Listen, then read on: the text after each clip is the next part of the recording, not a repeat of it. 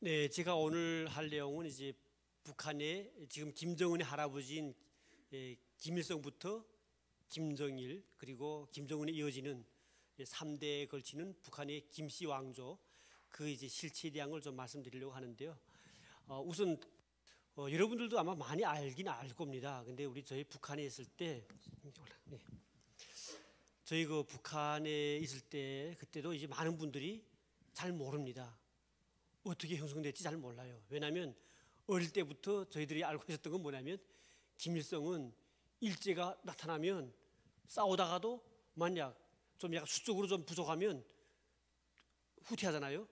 그러다 보면 강이 나서면 강 앞에 탁 서면 이 겨드랑이에서 날개 나와가지고 확 날아가는데 여기 와서 보니까 성경책이 있잖아요. 이제 막 바닷물이 막 갈라지고 땅이 올라오고 그렇게 배웠어요 북한에서. 그러다 보니까 어릴 때부터 따지지 않고 그저 김일성 하면 완전히 신적인 존재예요. 그러니까 북한은 항상 도서 보면 김일성도 전설적 영웅이신 이렇게 말해요. 그러니까 책 보게 되면 앞에 붙은 게 위대한 수령 앞에 항상 전설적 영웅이신 이렇게 붙었거든요.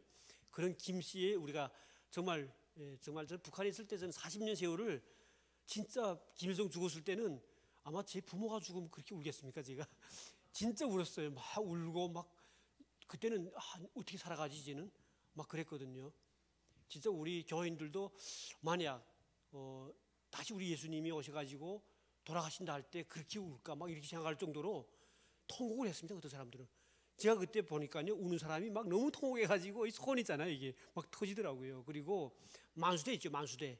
그 7월 달이면 엄청 덥잖아요. 비가 오다가도 막 더울 때는 사람들이 올라가는 게 있잖아요. 자기 발로 못 올라갑니다. 꽉 차다 보니까 나이가 좀 많으시고 몸이 약한 분들은 그 땀에 둥둥 떠 올라갑니다. 그러다가 어느 순간에 확 밀리면서 떨어지면 사람 밑에 깔립니다. 근데 깔려가지고 일어 못 나요. 그래서 그때 이제 옆에 천막을 텐트를 쳐가지고 많은 의료진들이 와가지고 이제 그런 사람들을 건져냈거든요. 많이 죽었습니다. 그리고 그때 올라갈 때 보면 발바닥이 밟히는 게 이미 전에 그렇게 이제 올라가다가 쓰러진 분들의 그 신발들 있잖아요. 근데 그게 24시간을 계속 올라갔습니다. 그게. 나 그때 보면 지금도 끔찍한데 그 이후로 김정일 하면서 죽을 때는 안 그렇죠. 사람들이 벌써 달라졌죠. 왜냐하면 그때부터는 신이 아니구나 하는 걸 알게 됐습니다. 네, 그거 왜 어떻게 아는지 아세요? 그게 우리 국민들이 자기가 아까운 돈들을 내 가지고 북한에다 정보를 유입시킨 거예요. 그래 라디오가 들어가고 그 당시에 제가 라디오를 처음 들은 게 2003년도에 라디오를 딱 듣는 순간에 제가 놀란 게 야, 우리가 배운 게 다 거짓말이구나. 예, 그렇게 생각했었고 제가 라디오 들으면서 그 40년 동안 세뇌됐던 것이 단 3일도 안 돼 가지고 바꿔버린 거예요. 그때는. 그래 그때 제가 생각한 게 야, 이게 북한의 거짓 선전 사상은 이게 거짓이기 때문에 모래 위에 세워놓은 집이나 같구나. 예, 그렇게 딱 생각했던 거고요. 라디오 듣다 보니까 제가 끝내 탈북을 했습니다. 그러니까 저는 지금도 이 대북 라디오는 저한테는 희망의 등대였고 지금도 북한 주민들한테는 정말 우물 안의 개구리인 북한 주민들한테는 희망을 주는 빛이라고 볼 수 있는 거죠. 자, 그러면 시작을 좀 해볼 건데요. 아까 말씀 앞에서 했기 때문에 잠깐 말씀드리면 제가 북한에서 이제 생물학부를 졸업했습니다. 지금은 북한 종합대학 안에 생물학부 이름을 생명과학부라고 이렇게 이름을 바꿨습니다. 북한은 대학을 4년제가 아닌 7년제가 되지요. 왜냐하면 예비과 1년을 다닐 때는 저는 군대 안 가고 바로 이제 대학을 갔었고 저희 학급에 들어온 게 군사 복무 끝나고 저보다 10살 혹은 10살 위인 제대군인들이 같이 공부했습니다. 1년 동안을 자기가 공부하는 게 아니라 그 친구들을 제가 공부를 배워줘야 됩니다. 그렇기 때문에 예비과는 제대군인 예비과 이렇게 불렀거든요. 그래서 1년 동안을 공부하고 본과에 올라가서는 6년까지 다닙니다. 이공계는. 인문계는 5년이었고요. 그러니까 총 다 하면 토탈 7년을 다니는데 그중에서 거의 3년 동안은 공부 못합니다.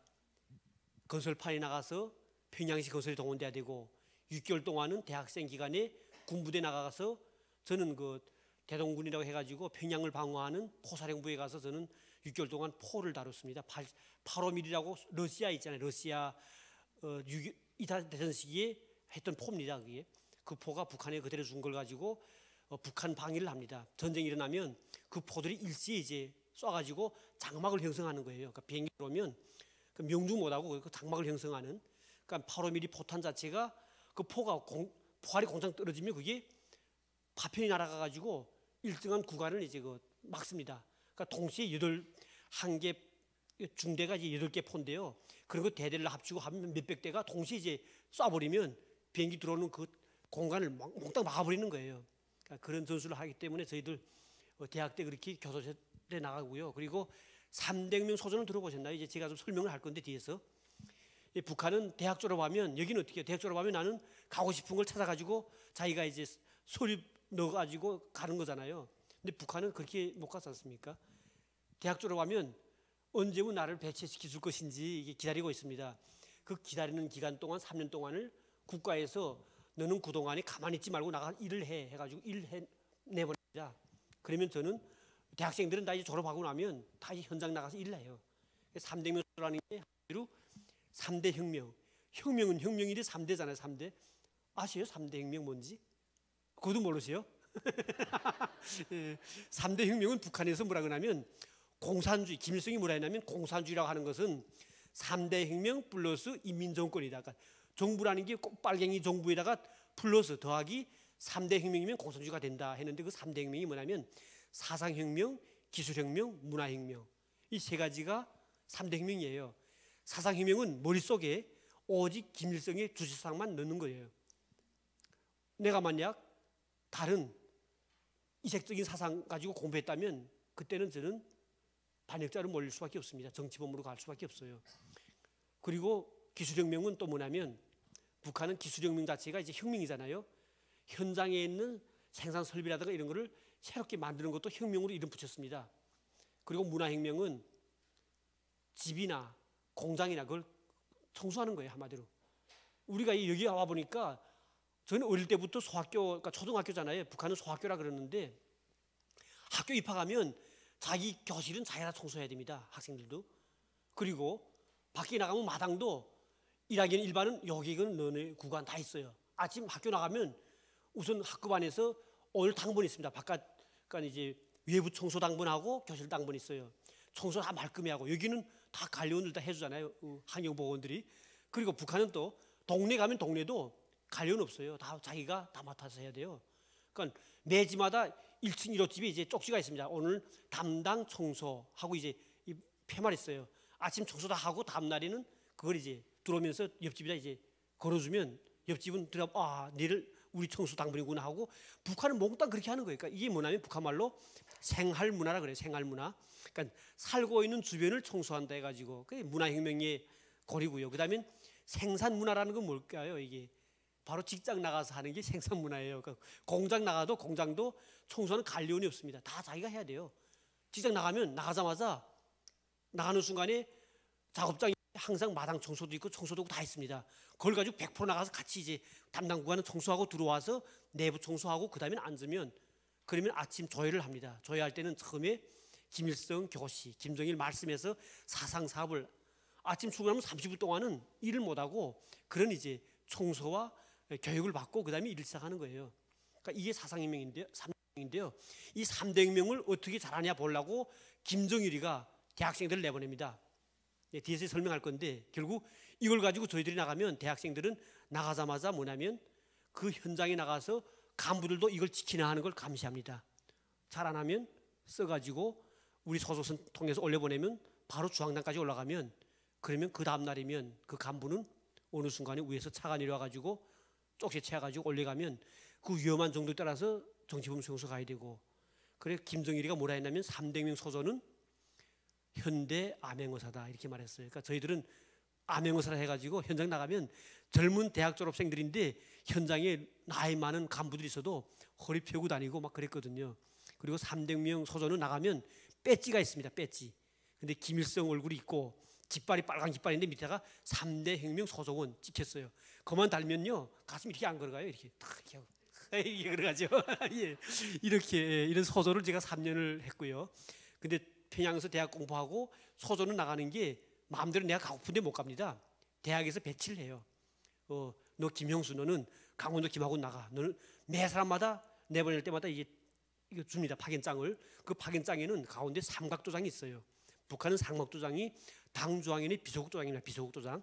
그 도장에 조선농당 중앙위원회 비서국 찍힌 거예요. 그리고 거기다 김형수 동지를 강원도 김항원 3대 명수로 파견함.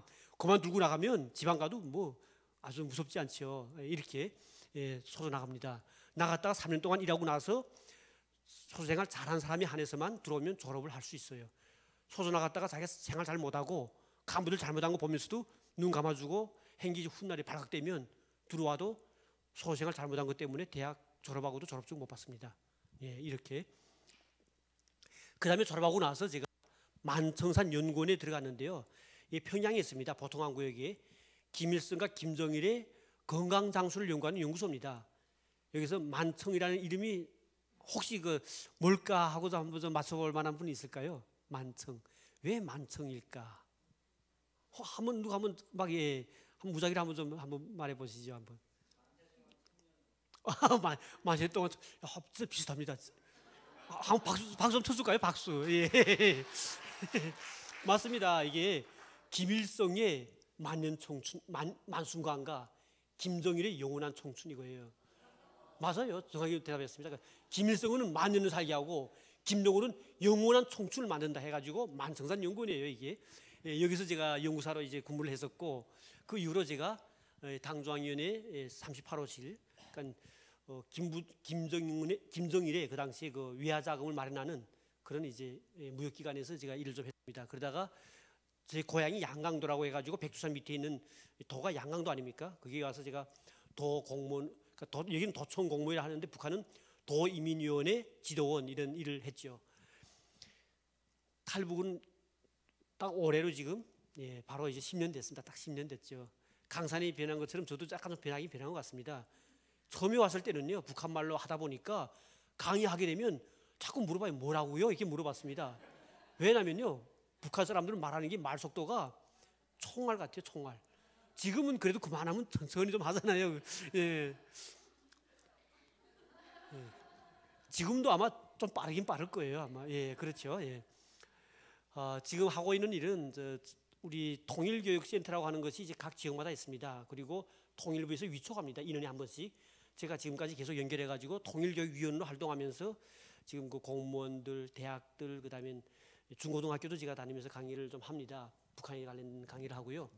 그리고 동북아 공동체 연구재단, 일본, 러시아, 중국을 비롯한 다른 나라에 나가 있는 우리 한인계 교수들 있잖아요. 그 교수님들이 모여가지고 지금 그 활동하는 연구기관입니다. 사단법인 단체고요. 거기서 제가 통일교육 관련돼서 이제 일하고 있습니다. 그리고 북방연구회라고 하는 거는 북한에서 이공계 쪽에 있던 그쪽에서 대학을 졸업하고 이공계 쪽에서 이제 그 구매했던 친구들이 모여가지고 통일부 정세부속국에서 앞으로 통일되면 어떻게 인프라를 축소할 것인가 하는 그런 걸 저희들 자문하는 그런 이제 연구인데 아직 뭐 외부에 많이 노출되지는 않고 내적으로만 계속 그 통일부하고 진행하는데요. 정세분석하고 기본합니다. 4분. 그 징검다리라고 하는 거는 이게 영국에 이제 우리가 영국 지사가 있고 한국은 제가 지금 맡아보고 있는데 북한 인권 활동하는 데입니다. 저희 어머님이 이제 제가 온 다음에 1년 후에 모셔오다가 결국 중국에서 곤명에서 잡혀서 북한에 끌려갔습니다. 그러고 나서 6개월 만에 돌아가셔가지고 그때부터 제가 북한 인권 활동을 했는데요. 그러다 보니까 제가 지금 징검다리라고 하는 단체를 영국에 있고 전 세계 나가 있는 우리 탈북자들이 인권 관련돼 가지고 저희들 단체를 만들었습니다. 그래서 영국에 있는 친구는 영국에 있는 북한 인권 가심되는 친구들 해가지고 이제 활동을 하고 있고요. 자주 외국에 나가서 저희들이 외국인들 대상으로 이제 강의했고 그다음에 우리 한인 교포들 통해 가지고 그들한테 또 북한 인권 강의를 좀 하고 그랬습니다. 지금 현재 통일신문에서 제가 글을 일주일에 한 3건씩은 계속 써내고 있고요. 그리고 이 미국에 여기 지금 쓰지 않았는데요. 지금 미국의 자유아시아 방송 거기서 제가 오늘 하는 이런 강연 같은 이런 김씨 일가의 숨겨진 진실 이런 제목 가지고 지금 북한 주민들이 듣는 라디오 방송 지금 하고 있습니다.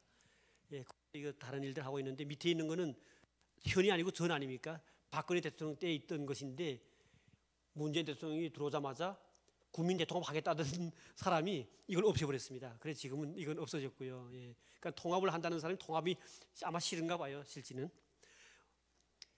지금 현재 여기 와서 석사는 대학교에서 북한 경제학 가지고 제가 했었고요. 그 다음에 지금 박사과정은 지금 수료 끝나고 지금 논문 지금 쓰고 있는데 제가 하고 있는 거는 법학을 배운 이유가 남북교류 협력이라면 할 때 지금 법이 엉성하기 때문에 우리가 안 되는 거예요. 그래서 저는 남북교류 협력할 때 우리가 어떤 법 제정을 만들 것인가 그걸 가지고 지금 박사론문 지금 준비하고 있습니다. 오늘 할 내용들은 뭐 몇 가지가 됩니다. 근데 뭐 시간이 좀 많기 때문에 천천히 이 내용들 좀 이야기할 건데요. 조금 늦어도 괜찮지요, 다모들. 예. 우선 김씨 왕조에 대한 이해를 좀 할 것이고요. 그리고 북한에 있을 때 어떻게 우리가 김일성을 신처럼 유지됐든지 그런 이야기 좀 하겠습니다. 그리고 여기 보면 북한 체제가 지금 존재하고 있는 이유가 숙청이 아니면 존재할 수가 없었습니다. 그 숙청됐던 그 역사를 좀 쭉 좀 말씀드릴 것 같고요. 아마 아실 분들도 있고 모를 분들도 있기 때문에 그래서 가만해서 다 모른다고 생각하고 제가 좀 말씀드리겠습니다. 북한의 성분제도 뭐 공산주의 사회주의라고 하면서 성분이 없는 나라라 하지만 실제는 성분이 있는 계급 사회가 된 그런 나라라는 걸 좀 말씀드리겠고, 그리고 쭉 밑으로 이제 우상화 선전에 대한 문제, 현재 김정은이 그 딜레마가 지금 어떤 것이 있겠는지 하는 그런 걸 좀 이야기할 거고요. 마지막에 좀 재미나는 질문들을 좀 받으면서 제가 또 함께 공부하는 그런 시간을 좀 가지겠습니다. 여기에 보게 되면 김일성이죠. 여기 한국 오니까 어떤 좀 답답한 분 한 분 있더라고요. 김일성이 미남이죠? 그러더라고요. 그래요. 미치지 않았어요. 6.25 전쟁 때 우리 300만 넘는 많은 국민을 죽인 살인마를 가지고 미남자죠. 그 말도 안 되잖아요. 근데 어찌 보면 북한에 있을 때는 제일 잘나는 사람 누구냐 하면 우리가 무조건 말해야 될 게 김일성입니다. 김일성 주님입니다. 그렇게 말했습니다. 사실은. 근데 여기 사진 보게 되면 같은 사진이잖아요. 여기 얼굴 같죠? 그런데 조작을 한 겁니다. 이게 북한에 있을 때는 이 사진 못 봤어요. 제가. 북한은 이런 사진을 보여줍니다. 왜 제가 이걸 보여주냐면 바로 여기에 보여지는 태극기를 좀 보여주자는데 목적이 있습니다. 북한은 이 사진을 공개 안 하는 이유가 있습니다. 이 사진에는 뒤에 보게 되면 러시아 장교들입니다. 한마디로 자기가 괴뢰 정권인 걸 숨기기 위해서 이들에 의해서 지금 꼭두각시로 지금 나섰던 거죠. 이 훈장이 있잖아요. 이게 이 밑에 훈장도 없어요. 넥타이는 같죠. 줄무늬가 다 같잖아요. 이걸 그대로 지금 북한에서 만들어 조작해서 지금 내보낸 사진이고, 어릴 때부터 우리는 뭘 배웠냐면 조국에 개선하신 김일성 장군님께서 평양 시민들한테서 연설하시는 개선 연설하시는 뭐 위대한 수령님 이렇게 해서 이제 나온 사진이었어요. 이게.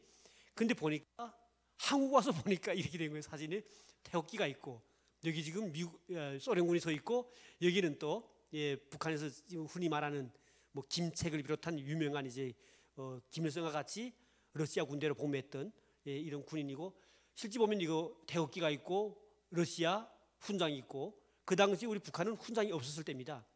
이게 1945년 10월 17일 날입니다. 이게 그 당시 북한도 훈장을 하지 않았을 때니까 이 훈장을 러시아 훈장을 지금 이게 달고 있는 거예요. 근데 그날도 군복을 입게 됐던 것을 러시아 정부에서 군복 입으면 안 되겠다 해서 군복을 벗겨놓고 그리고 저렇게 지금 사복을 입혔답니다. 문제가 되는 게 뭐냐면 이 사진 보는 목적이 과연 북한은 인공위가 언제 나왔냐 문제잖아요. 바로 1948년도에 인공위 나왔는데 그 전까지만 해도 이렇게 태극기를 썼습니다. 근데 북한 주민들은 지금도 태극기를 썼다는 걸 모릅니다. 완전히. 그리고 북한 주민이 태극기 알까요? 몰라요. 모릅니다. 이게 우리 한때 우리 뉴스에서 뭐 경기하면서 이제 태극기가 북한에서 올라갔다. 태극기 올라가도 북한 주민들이 모르는 사람들은 저기 어느 나라 깃발이가 이렇게 하지 몰라요. 예전에요. 2000년대 들어와서 한번 북한에 대한민국 쌀이 간 적이 있습니다.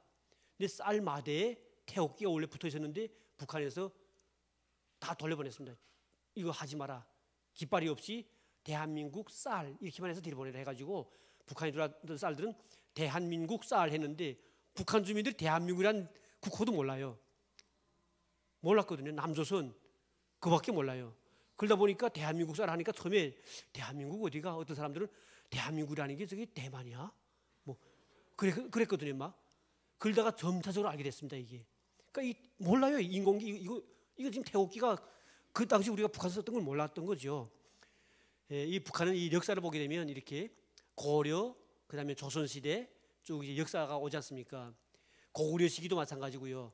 고구려 시기도 또 그런 이제 오랜 몇백 년 역사를 가지는데 저희 아버님이 2005년도 돌아가시면서 하신 말씀이 살아계실 때는 한마디도 그런 말씀 안 했습니다. 왜냐하면 위험한 말을 했다가 자식들이 그 말을 옮겨가지고 하면 온 가족이 멸살되지 않습니까? 아버지 말 한마디 잘못하면 3대가 멸종하는 연좌제 국가이기 때문에, 그러다 돌아가실 때 되니까 저도 나이가 먹고 하다 보니까 아버지가 돌아가시기 전에 매 집마다 김일성, 김정일 초상화가 걸려 있어요. 거기 딱 손 가리키면서 그때 마지막으로 살아생전에 그런 말 안 하시던 아버님이 제 아들 때문에 북한에서 아주 비속어가 제 자들 이렇게 말하거든요. 쟤들 때문에 너희들 이제 어떻게 살겠냐. 고구려, 리조, 조선시대 모든 역사가 500년 세월 더 지났었는데 앞으로 몇백 년을 살자면 그 말이 저한테 딱 충격. 근데 그 당시 아버님 돌아갈 때 제가 모레 라디오를 들을 때입니다. 그때 아버님 그 말씀 딱 듣는 순간에 아버님 속으로 지금 아버지 앞에서는 나 남선 갈래요 말 안 해도 속으로 그때는 아버지 내 그래서 남선 무조건 갈 겁니다. 그때 다짐했습니다. 사실은 이렇게 북한은 역사가 지금 이렇게 왕조시대가 된 거죠. 3대가 지금 하는 나라가 북한밖에 없지 않습니까? 전 세계 둘러봐요. 없습니다. 러시아도 마찬가지였고요. 그 다음에 중국도 마찬가지로 왕족처럼 이렇게 연속으로 되는 거 없습니다. 근데 북한은 저 뒤에서 설명할 건데 김정은은 지금 자기 대에서 끝나려고 할까요? 아닙니다. 대를 이어 계승 완성 이렇게 말하고 있습니다. 언제 끝날지 몰라요. 우리가 가만 놔두면 지금 우리 문재인 대통령처럼 잘한다 이러고 가만히 있으면 아마 500년 아니고 1000년 갈지도 몰라요. 일다가는. 네. 여기 보게 되면 북한에 아까 설명한 것처럼 인공위가 생겨가지고 지금까지 지금 9년지요. 71년 작년까지만 해도 70년 됐습니다. 그리고 김일성이 소련 훈장과 태극기 모습을 제가 지금 말씀드렸건데 이게 사진이 이렇게 됐다는 거고요. 여기 중요한 게 정일성은 아마 아시는 분들이 있을 거예요. 북한에서 음악가로 좀 유명하죠. 근데 이 사람한테 준 이제 표창장이 있습니다. 이 표창장 보실지 모르겠습니다. 표창장하고 정일성이라 썼잖아요. 이거 쭉 보면 표창장에 1947년 2월 8일 썼는데요. 여기에 깃발이 있습니다. 태극기예요. 이렇게 북한은 그 당시까지만 해도 태극기를 그대로 가지고 있으면서도 앞으로 한국을 무조건 적합통을 해가지고 그때는 태극기를 할 것인지 고민할 때였었고요. 그러다가 미군에 의해서 우리 남한에 또 정부가 서면서 안 되겠구나 해가지고 그 다음부터는 이제 깃발을 바꾸고 막 그런 거죠. 자, 그러면 여기 이제 우리 좀 왕조에 대한 이해를 좀 보겠습니다. 이 3대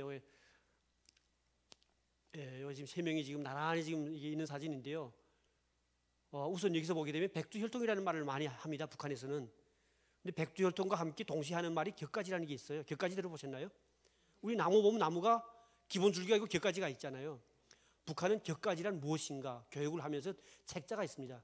격가지는 김일성, 김정일, 지금은 김정은 이외에 그 모든 사람은 격가지다 해가지고 바로 김경희, 그다음에 김영주 누군지 알죠? 김일성의 동생인 김영주, 그다음에 김성애, 김평일 다 복속들인데 한계 가족 친족들인데도 불구하고 그들은 격가지입니다.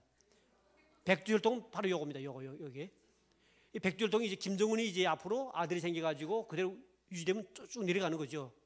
이 격가지라 하면 다 될 대상입니다. 이 김평일이는 김정일하고 같은 한마디로 말하면 아버지는 같지만은 배가 다르잖아요. 저희가 종합대학 다 입학하니까 금방 김평일이가 졸업하고 나갔습니다. 그런데 문제가 뭐냐면 그 전까지만 해도 대학생들 속에서는 김정일보다 김평일이를 앞으로 수령님이 뒤를 잇겠구나 이렇게 하고 지금 많은 사람들이 그 옆에 가서 붙었습니다. 장성택이한테 많은 사람들이 측근들이 붙은 것처럼. 근데 그 당시에 제가 딱 입학하니까 입학하자마자 대학교에 있는 교수들 막 덩치없는 수용소에 끌고 갔었고요. 김평일이를 옆에서 이제 가까이 했던 사람은 다 끌고 갔습니다. 지역 김평일이라고 찍은 사진 한 장 찍은 사람마저도 다 끌고 갔습니다. 이 김평일은 여러분 알다시피 지금은 그때부터 외국 나가서 대사관에 나가 있는데요. 왜 그 당시에 그러면 북한 주민들이 김정일보다도 김평일이를 그렇게 선호하고 또 그렇게 했을까 하는 건데요. 우선 첫째로 생김새가 김정일보다도 김평일이가 김일성 거의 닮았습니다. 많이 닮았고요. 그리고 키가 좀 크고 목소리도 우렁우렁하면서 김정일이는 목소리가 좀 이게 선천적인 병이 있습니다. 그러다 보니까 목소리가 아버지 목소리 같지 않아요. 근데 김평일은 목소리도 그 목소리 났었고 운동을 잘했습니다. 뭐 축구면 축구 막 잘해가지고 그다음에 또 악기도 잘 다루고 해가지고 북한 종합대학 안에서는 김평일만 지나가면 마치나 김일성 지나가는 것처럼 막 만세 부르고 막 따라다니고 막 그랬거든요. 근데 한순간에 김정일이가 안 되겠구나 하고 단방에 척 갈겨버린 거죠. 그리고는 대학 입학하니까 종합대학 안에서 격가지 현상이란 해가지고 교육을 줬습니다. 북한은요, 대학 들어가면 담임교원이 있고요. 여기는 대학 담임교원이 거의 없잖아요. 그래서 담당 이제 논문 교수가 있고 이렇게 교수가 있을 뿐인데, 북한은 우선 초등학교 학급이 형성되면 졸업할 때까지 선생님이 바뀌지 않고 졸업합니다. 그리고 중학교 올라가도 마찬가지로 선생님이 맡으면 졸업할 때까지 맡고요. 근데 북한은 지금은 중고등학교 갈라졌지만 지금 갈라져 있습니다. 지금은. 왜냐하면 중학교는 초급중학교, 그 다음에 고등학교는 고급중학교 하는데, 그 전까지만 해도 고등중학교 해가지고요 5년제였습니다. 1학년 입학하면 졸업할 5년 동안은 또 한 선생님이 맡았습니다. 또 대학 가면 또 담임교원이 있습니다. 입학하자마자 담임교원 맡아가지고 학급이 있고요. 그리고 고등학교처럼 시간표가 있습니다. 그 시간표 안에서 자기가 선정 못합니다. 그 나온 시간표 따라서 자기 교실이 있어요. 대학생도 교실에서 공부하고 담임 선생이 있는데, 그 담임 선생이 학생 하나씩 부르다가 격가지가 뭔지 알아? 계속 교육을 줍니다. 그리고 선생님들이 대학 수업에도 들어오면 수업 시작하기 앞서서 한 5분 동안은 그 위대성 선전을 합니다. 네, 우리는 김일성 장군님을 김정일을 이렇게 막 이런 설명을 많이 해야 돼요. 그걸 안 하고 나온 선생은 어느 순간에 교원 자격 박탈시킵니다. 네, 이렇게 북한은 교육 시스템이 되다 보니까 저희들은 항상 백두혈통, 그 다음엔 우상화, 여기에 막 익숙했던 거죠. 우선 세습이라고 할 때는 여기에 우리 한국도 여러 가지 세습에 대한 이야기 많이 하는데, 본질이 완전 다릅니다. 북한은. 이 북한의 세습은 우선 정치 권력을 세습하지 않습니까? 그리고 경영권을 세습합니다. 한마디로 말하면 김일성 가지고 있던 비자금 있잖아요. 그 당시 한 거의 50억 불, 50억 불이면 작은 돈 아닙니다. 그런 돈이 그대로 이전되면 김정일이 그 돈 또 가지고 또 시작하는 거고요. 북한의 고위 간부들이 왜 줄을 섰는지 압니까? 한 번에 잘 써가지고 고위 간부들한테는, 일반 주민은 배급을 안 줘도 고위 간부들한테는 벤츠죠, 벤츠. 벤츠를 주면서 동시에 운전기사 따라 같이 붙여줍니다. 그리고 80년대 저희 학급에도 고위 간부 자식들 많았습니다. 저희 대학 때 같이 있던 친구 중에 지금 가장 좀 잘된 친구가, 같은 학급에 잘된 친구가 김경준이라고, 지금 우리로 말하면 장관이에요. 그러니까 북한의 국토환경성 장관하는 친구 있는데, 그 친구 할아버지도 김일성과 이제 옛날 일제 때 그때 이제 빨치산 같이 했던 사람이고, 그리고 그 아들인 김시학이라고, 그것도 장성택이가 당정의 행정부장 할 때 부부장했습니다. 그렇게 고위 김부장 세습이 아니고 고위 간부들도 이제 다 그 자식들이 다 그 세습되는 거예요. 근데 그런 친구들한테는 돈이 많아가지고 선물 정치를 해야 되는 거예요. 좋은 걸 줘야 되고. 80년대 있잖아요. 그 친구들 집에 가보면 평양도 제일 좋은 중심에 아파트가 한 20평짜리 아파트 가보면, 일본의 그때 북한은 지금 우리 에어컨이라 그러죠. 에어컨. 북한 말로는 에어컨을 냉온풍기 이렇게 말합니다. 냉온풍기. 그러니까 전기 냉온풍기 이렇게 말하는데, 그걸 일본 내셔널 제품들을 한 집에 2대씩 다 놔줬습니다. 그때는. 집도 보통 보면 한 180평짜리 그런 좋은 집을 써요. 그리고 중앙당 부부장 같은 경우는 보통 아파트라 해도 2개층을 씁니다. 2개층. 그러다 보니까 집에 가보면 올라가는 층에 올라가면, 계단 올라가면 그 집에 가는 것도 평소에 못 들어갑니다. 걔가 나와가지고 그 호위사령부라고 24시간 보초서거든요. 걔들 아는 사람이 섰을 때만 이제 우리가 따라 들어갈 수 있어요. 그러니까 들어가 봤는데 2층 올라가는데 그 막 계단 거기다가 이제 독수리 있잖아요. 큰 독수리 막 이런 걸, 그러니까 선물이에요. 그것도 다.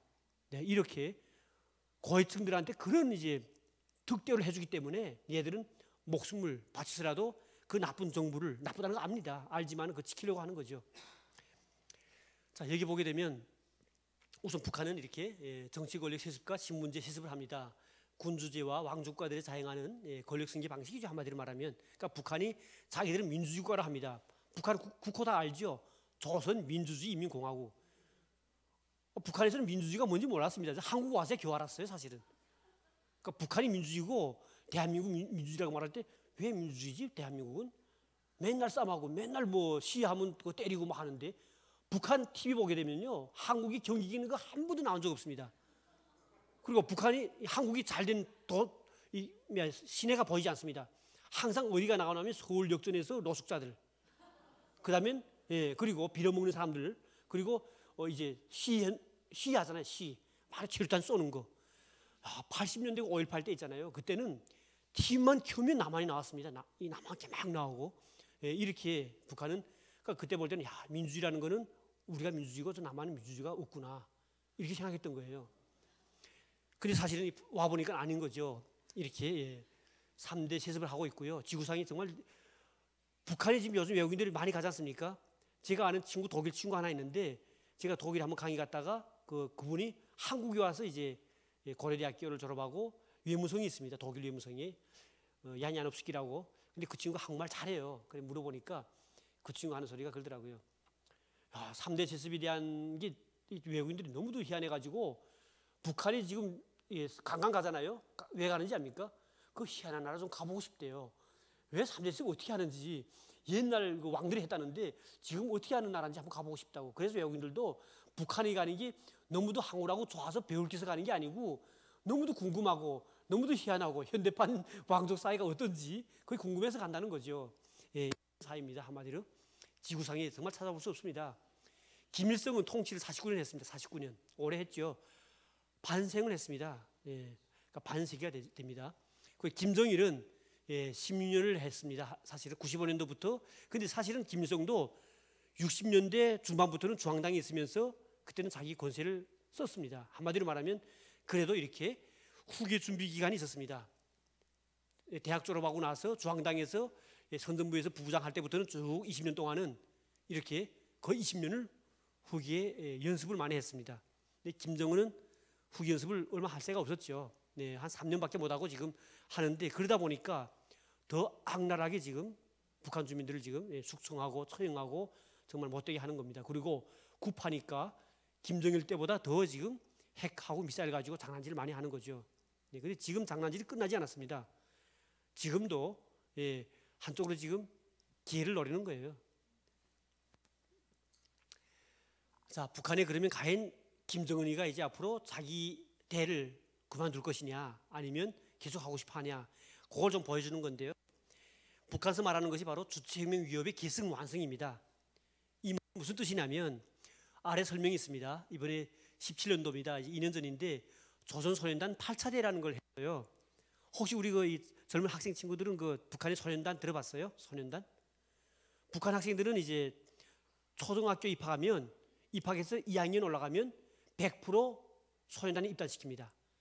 어릴 때부터 조직생활 시키는 거예요. 그러면 조직생활 입학하면 그때 넥타이 내줍니다. 붉은색 넥타이. 붉은색 넥타이 그 붉은 색깔이 그러니까 레드 스카프잖아요. 그 뜻이 뭔지 알아요? 빨간 색깔은 선열들이 흘린 피. 그 피를 이어받아서 우리는 피 흘리면서 이거 지켜야 된다 이거예요. 자, 여기 보게 되면 연설 내용이 있습니다. 이게 김정은 연설 내용에 조선소년단은 주체의 소년 혁명 조직, 거소 조직 아닙니다. 혁명 조직이고요. 혁명의 계승자입니다. 계승자라는 거는 대를 이어가는 거잖아요, 이게. 네, 그리고 당과 청년동맹의 교대자로 튼튼히 준비해 나가는 조선소년들의 대중적 정치 조직입니다. 정치 조직. 때문에 북한에서는 초등학교 2학년부터는 토요일마다 여기 토요일 날 학교 안 가잖아요. 북한은 토요일 날 학교 가야 됩니다. 토요일 날은 대청소합니다. 다른 때는 꼼꼼히 못 하던 거를 그날은 거의 한 2시간, 3시간씩 학생들이 자기 교실 청소하고 바닥 있잖아요, 바닥. 학생들 가방에는 뭐 있는지 압니까? 밀랍하고 컬레가 있습니다. 가면 닦아내야 합니다. 반짝반짝하게. 우리 민족이 특성이 알잖아요. 깨끗하잖아요. 진짜 깨끗합니다. 북한 사람들도 저도 어릴 때 기억이 있잖아요. 할머니가 집에 들어가 앉으면 먼지 하나 나면 계속 닦아가지고 앉았다간 또 닦으면 또 절로 가고 절로 가고. 와, 진짜 우리 민족은 진짜 깨끗한 민족이에요, 사실은. 그러다 보니까 학교 가게 되면 선생님도 검이라는 게 있잖아요. 흰천 가지고 쫙 밀었을 때 먼지만 나면 그날은 못 가요, 집에. 그러니까 토요일 가서는 청소를 해서 다 앉습니다. 앉으면 조직생활 총화입니다. 주생활 총화. 그때는 한 명씩 나옵니다. 홍길동부터 먼저 나와가지고 나는 이번 주에 뭘 잘못했습니다. 막 이제 자기 비판합니다. 그리고는 그걸 끝나지 않습니다. 꼭 끝나고 나서는 앉은 중에서 한두 사람은 자기가 비판해야 됩니다. 호상 비판. 비판함으로 해가지고 앉은 사람들이 이 사람에 대해서 보복심 가지고 더 비판하게 만드는 거예요. 그 다음에 난 자기 비판하고 다음 이제 김철동무는 이번 화요일 날에 그러니까 항상 평상시 생활하면서도 누가 잘못하나 계속 이게 눈치 봐야 돼요. 이렇게 비판할 게 있어야 되거든요. 그래가지고 이제 다 기억하고 있다가 토요일 날에는 나는 뭘 잘못했습니다. 일주일 동안 다 비판하고 그 다음에 남을 비판하고 서 있습니다. 그러면 앉은 사람들이 또 일어나가지고 홍길동 동무는 뭐 잘못했습니다. 고치시오 막 이렇게 말하고 그 다음에 다 끝났으면 들어가면 다음 사람 나오고 토요일 날 그거 합니다. 그게 조직 생활입니다. 어릴 때부터. 근데 그게 몇 살까지 하는지 알죠? 죽을 때까지 하는 거예요. 죽을 때까지. 소년단을 14살 때까지 하면 끝나면 청년동맹으로 넘어갑니다. 여기 바로 김정일이 말했죠. 당과 청년동맹에, 그러니까 소년단 됐다가 청년동맹이 됐다가 노동당에 입당하는 거죠. 어디 이제 직장 갈 때는 우리는 직장 갈 때 이력서라든가 자기 소개서만 가져가면 되잖아요. 그리고 자기 개인 신용 정보에 대한 건 동의서만 쓰면 저절로 그건 알아서 이제 하는 거고, 북한은 개인 신용 이런 것도 없어요. 근데 오직 따라가는 게 조직 생활 카트가 따라가요. 그거는 뭐냐면 어디 이제 추천할 때는 그 해당 조직 책임자가 이 사람은 조직 생활에서 건면하지 못하고 거짓말도 좀 잘하고 자유주의가 있고 막 이런 거 쓰는 거예요. 그러면 그것만 있으면 이 사람을 쓸까 말까 하다가 회사에서도 이거 썼다가 우환이 생기는데 하고 안 쓰는 거예요. 그러니까 그런 카드가 따라갑니다. 네, 바로 이렇게 이제 조직 무서운 거예요. 그리고 여기 보게 되면 이게 의정이 있었습니다. 의정. 이 의정 보게 되면 여기 지금 예전 김정일 됐던 것이 이렇게 김정은으로 바뀌었습니다. 김정은 원수님께 여기 지금 토 하나 틀리지 않고 북한 그대로 의정입니다. 이게 소련단원들은 경리하는 김정은 원수님께 끝없이 충직하고, 거기서 충직하지 않습니다. 끝없이 충직해요. 끝없이. 그리고 지덕체를 겸비한 유능한 혁명인재. 그러니까 인재면 좋을 텐데 그다도 혁명입니다. 혁명 인재. 우리 남한에도 혁명을 잘 부르는 사람 좋아하는 사람 많죠. 촛불혁명 많은. 예. 그다음에 소년혁명가들로 튼튼히 준비시킬 때 대하여. 저는 한국 오니까 이 혁명이란 말 북한에서 너무 해가지고 혁명이란 말 하기 싫어요. 근데 남한에 와보니까 너무 더 듣는 것 같아요. 북한보다. 예. 규정도 달라졌습니다. 그리고 행사상 구호입니다. 구호. 조선소년단은 경리하는 김정은 원수님의 소년 조직으로 튼튼히 꾸리자 이렇게 되어 있습니다. 네, 여기 지금 기승완성에서 여기서 이제 김정은이 했던 보고문에 나온 내용인데 이 세 가지를 딱 요약하면 계승자, 교대자, 정치조직이고요. 그 여기 이제 구호들 또 있었습니다. 사회주의, 공산주의 건설이 후비대가 되기 위해 항상 준비하자. 이게 소년단 구호입니다. 그러니까 우리가 이제 학급에 들어가서 이제 하기 전에는 김일성, 김정일에 대한 노래를 막 부르고 나서 우리 찬양가 부르잖아요. 교회에서랑. 북한은 딱 같아요. 북한도 교회가 없는데 김일성, 김정일 그 가문 자체가 교회 아닙니까? 교회 그대로 가지다 씁니다. 요거. 그래가지고 회의하기 전에 노래 부르고 끝나면 찬양가 부르듯이 부릅니다. 그러니까 김일성, 김정일 찬양가예요. 그리고 나서는 이제 소년단 인사할 때 단위원장 나가지고 뭐 항상 준비하자는 게 손이 이렇게 듭니다. 이렇게 군대들이 이렇게 하잖아요. 소년단들 하는 거 이렇게 딱 해야 돼요. 이 연습 엄청납니다. 한 3, 4시간 하고 나면 손이 아파요. 그 집에 들어와서 밥 먹자는데 어릴 때 기억이 나는 게 밥 먹자니까 숟가락이 막 떨렸어요. 이렇게 연습합니다. 이게 거기서 이제 준비하자 이렇게 하지 않습니다. 딱 해야 돼요. 그리고 손도 딱 모아가지고 다 이렇게 해야 돼요. 이렇게 즉각 힘이 없으면 선생님이 다시 합니다. 뭐 애들 처음에 할 줄 몰라서 이렇게 하잖아요. 다시 합니다. 이거 계속 하다 마지막에 딱 이렇게 되는 거죠. 완전 이렇게 준비시키는 거예요. 그리고 여기 보게 되면 경리하는 장모님을 위하여 항상 준비하자 이런 구호들이 있습니다. 그러니까 어찌 보면요, 제가 그 전에 북한에 있을 때 전쟁 영화 중에 러시아 영화 중에 이제 히틀러가 나오면서 독일 나오잖아요. 가만히 보면 북한 있잖아요. 딱 독일 있잖아요. 히틀러 했던 것처럼 그렇게 했습니다. 만시 할 때도 그것도 만시 아니잖아요. 박수 치면 이렇게 안 합니다. 이게 쳐야 돼요. 박수도. 어찌 보면 히틀러가 하이틀러 하면 하이 하잖아요. 북한 딱 그 모습이에요. 가보면 진짜예요. 끔찍하거든요. 네. 자, 여기 보면 여기 지금 내용 하나 좀 소개할 게 있어가지고 지금 주는 건데 북한 동신문입니다. 그 당시에 소년단 관련돼 가지고 이제 그 행사하고 나서 그리고 이제 기사 나온 건데 이 기사 중에 제가 하나 썼습니다. 그래서 위에 제목은 뭐 이게 김일성, 김정일 조선의 새 세대들은 밝은 미래가 있으라. 이 김정은이가 그때 마지막에 준 구호입니다. 이게. 그리고 김정은 원수님 우리의 집은 당예품. 아버지는 김정은이고요. 아버지가 김정은이죠. 여기서는. 여기도 쭉 보면 고맙습니다라는 구호가 지금 학교 건물에 있습니다. 근데 여기서 이제 보여주자는 게 이거 아니고 뭐냐면 이 박스를 좀 보여주자는 거예요. 박스를 학대 좀 해볼 거예요. 이렇게 학대해 보니까 어떤 글이 보이냐면 자 보십시오. 이게 지금 본사기자 백영미라고 하는 여자 기자가 지금 쓴 글이에요. 이게 이 기사에 지금 이거 이제 학대한 건데 여기 보게 되면 동무들은 선군 혁명의 계승자들이며 미래의 주인공들입니다. 선군은 뭔지 알죠? 북한이 군대를 앞세운다는 이 뜻이고요. 이게 앞날의 조선은 북한만일까요? 아닙니다. 북한은 조선하면 지도에다가 북한의 조선 밑에 뭐 대한민국 아니에요. 북한은 지도 자체가 북한은 절반짜리 지도가 없습니다. 한국에 와 보니까요, 대한민국 전도 했는데 북한은 그 남쪽만 있어요. 헌법에는 북한 땅도 자기 땅이다 해놓고, 근데 북한은 모든 지도가 반쪽짜리 한 장도 없습니다. 내가 만약 반쪽짜리 지도 그랬으면 그 사람은 그날로 죽어야 돼요. 그 지도에도 보면 북쪽에다가는 조, 밑에는 선입니다. 바로 이런 조선이죠. 이게 앞날의 조선은, 앞날의 조선, 우리 대한민국도 포함됩니다. 이게 우리 소년단들의 것이며, 이 소년단들의 것이에요. 이게 지금 그러니까 북한 애들의 것이지 우리 남한의 학생들 것이 아닙니다. 이게 지금.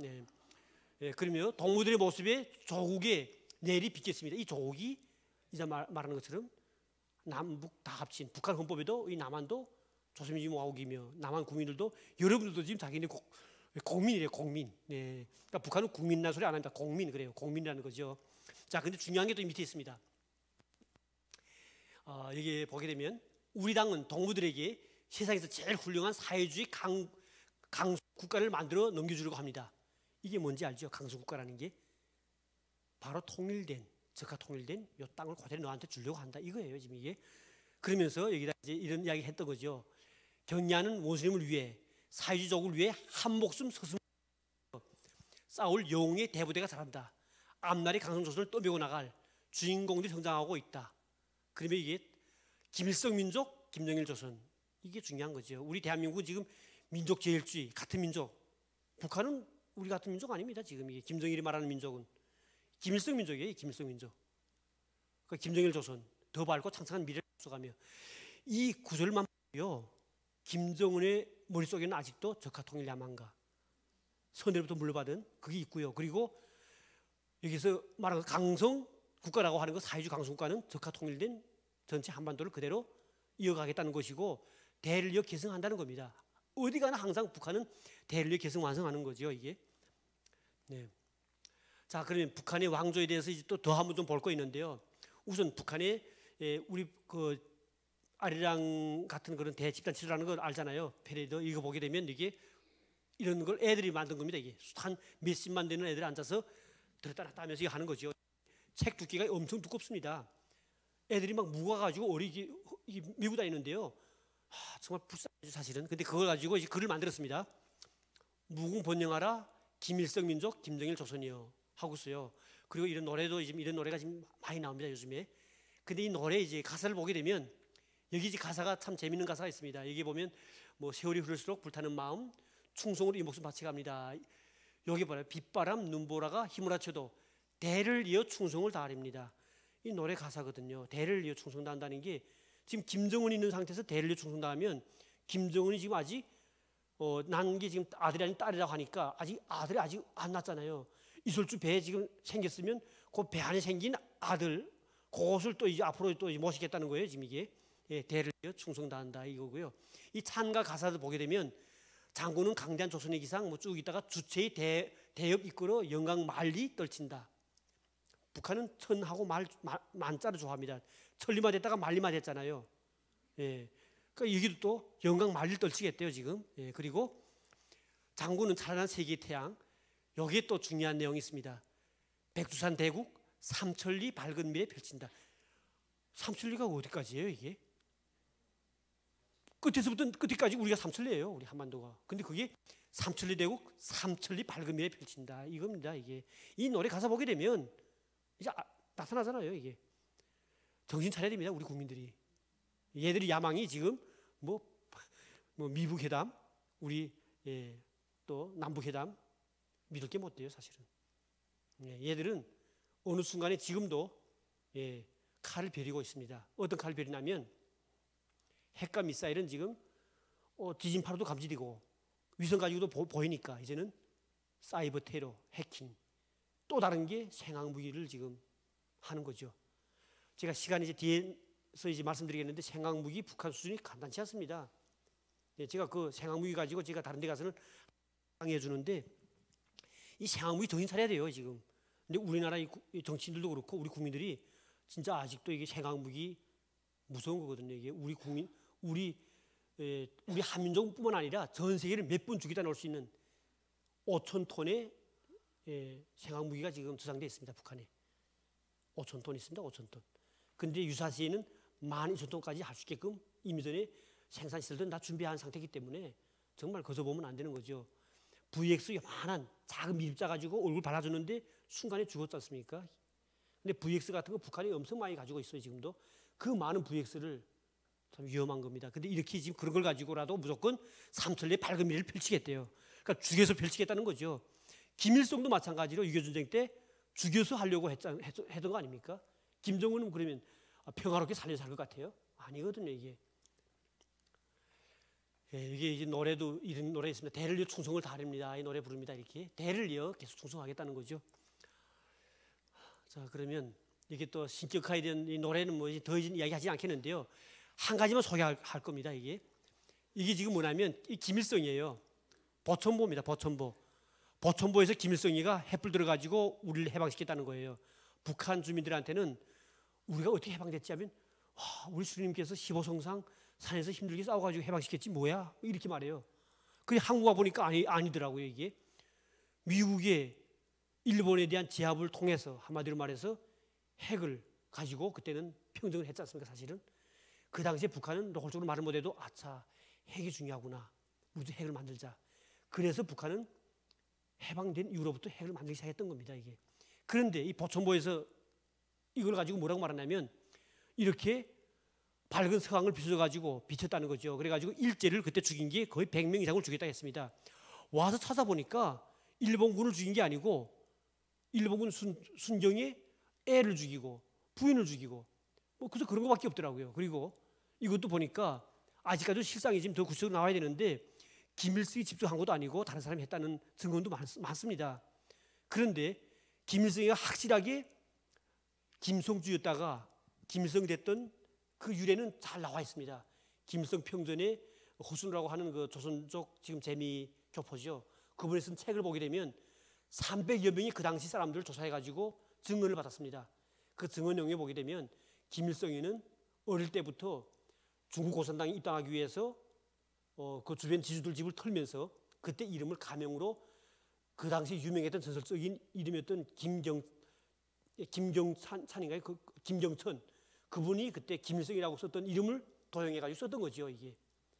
근데 이렇게 거짓말을 계속 하면서 이 노래 나오지 않습니까? 축지법 쓴다는 거예요. 어릴 때 우리가 이 노래를 엄청 많이 불렀습니다. 축지법 막 부를 때는 막 열광하면 부릅니다. 이게 가사 보십시오. 이게 동해 번쩍 서해 번쩍 전하를 쥐락펴락 한다는 거예요. 쥐락펴락. 방선천리 주름 잡아 장모님 가신다. 이 노래를 보게 되면요 완전히 뭐 지금 김정은이 요즘 알죠? 김정은이가 북한에서 하는 교육에는 8살 때 자동차 경주에서 200km 시속 200km 가지고 했는데 완전히 그 차 잘 모는 사람보다 따라 앞섰고요. 총을 쐈는데 8발 쐈는데 100% 명중했었고 뭐 기마 타는데 3살 때부터 말 타기 시작해가지고 8살 때 말 타는 수준이 대단하다고 다 이게 교육주입니다. 지금 이게 교육지강이 나왔는데 요즘 최근에 김정은이가 트럼프 만나고 와서 요즘 내적으로 이번에 전국 소업 당일군 대회를 하면서 그때 이제 말한 내용이 있습니다. 우상화 선전도 너무 과하게 포장하면 진실성이 저하되니까 잘하라는 이런 이제 멘트를 줬습니다. 자꾸 가만 보니까 자기도 이상한 거예요. 너무 띄워주니까 사람들이 믿겠어 이거? 오히려 이게 반작용하겠는데? 이렇게 생각한 거예요. 그래서 요즘에 기사 보게 되면 나옵니다. 김정은이가 너무 이제 과대하게 포장해서 선전하는 거는 오히려 나쁠 수 있다. 자기 이제 알아서 하는 거예요 이제는. 네. 장군님 쓰던 축지법 이런 게 있죠. 백두의 전법, 심유한 전법, 장군님 쓰신다. 이 노래도 가사 보게 되면 흥친하게 만들었습니다. 그러다 보니까 흥이 나게 막 부르다 보면 진짜 그런 줄 알죠 완전히. 네. 가장 중요한 거는 이렇게 우상화 선전, 신기가 선전을 우리가 한국 사람들은 정말 상상도 초월하지 못하는 그런 이제 교육을 줍니다. 여기 유치원 때요, 유치원인데요. 유치원에 가면 매 유치원마다 혁명역사 어린이시설 교양실이 있습니다. 여기 참가하면 선생님이 이렇게 설명하고 있고요. 선생님 설명하잖아요. 이렇게 쪼란히 앉습니다. 여기 보게 되면 벽들이 있잖아요. 쭉 벽이 쭉 돌아가면서 네 벽에 모두 도록판, 북한말로 도록판 이렇게 만든 건데 옛날에는 사진을 못 찍었으니까 거짓 사진보다도 그림을 만들어 가지고 이렇게 다 붙였습니다. 거기 보면 뭐 있냐면 김일성이가 어릴 때 무지개를 잡겠다고 들매나무에 올라갔다 해가지고 그런 사진도 있고요. 예, 그리고 일제 순경한테 이제 일제 순경을 혼살내느라고 친구들하고 같이 해서 뭘 던져가지고 혼살냈던 장면. 그리고 학교 때인데 일제놈의 자식이 지나가다가 물 건너가는 거 업어달라 하니까 업고 가다가 물에 빠뜨린 그림. 뭐 이런 것도 어릴 때부터 그렇게 적개심도 강했고 뭐 이런 것들을 막 설명한 이런 겁니다. 그러니까 이런 걸 교육하는 거죠. 우리 그때 배웠을 때 그 내용을 보니까 이런 것들이 많았습니다. 가랑잎을 물에 띄워놓고 강을 건넜다기도 하고요. 솔방울 있죠, 솔방울. 솔방울을 김일성 손을 거치면 수류탄된다는 거예요. 그래서 일제 너무도 무서워가지고 김일성 그 부대가 있다면 다 무서워서 도망쳤다는 거죠. 뭐 이런 설명을 동해번쩍 서해번쩍 이 노래가 있어요. 동해번쩍 서해번쩍 이 노래가 있어요. 이런 이야기들 신출기몰 전액전술 이 하늘로 올라나 땅으로 솟았나 이건 참 재미나는 건데요. 만화가 있어요. 북한 만화에 일제가 김일성 따라다 보니까 어느 순간에 없었어요. 근데 감옥에 뒤에서 막 때리고 막 이게 쏴버리는 거죠. 그래서 없어지니까 갑자기 일본 순경이 지금 서가지고 아래로 쳐다보면서 하늘에 올랐나 땅에 솟았나 이거 하는 그런 만화가 있어요. 어릴 때부터 그렇게 신출기몰했다 뭐 이런 걸 보여줬던 건데 진짜 어릴 때 있잖아요. 이렇게 교육받다 보면 어릴 때는 모르지 않습니까? 다 진짜로 믿는 거예요. 진짜 그러나 해가지고요. 제가 어릴 때 어머니한테 한번 물어본 적이 있습니다. 엄마, 우리가 배웠는데 우리 장군님께서 일제 놈들 오면 강에 탁 나가면 날개 나서 막 날아서 가시는데 신발은 안 젖고 신발 바닥만 살짝 젖는다 하더라. 맞나?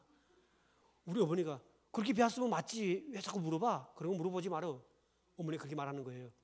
그러고 있다가 제가 커가지고 이제 믿어 앉는 거죠. 한참 컸을 때는 아닌 걸 알면서 한번 어머니한테 물어본 적이 있습니다. 어머니 내 어릴 때 한번 그런 거 물어본 적이 있는데 엄마 그때 왜 그렇게 대답했지 하니까 야, 너 다 컸으니까 알 거 아니야.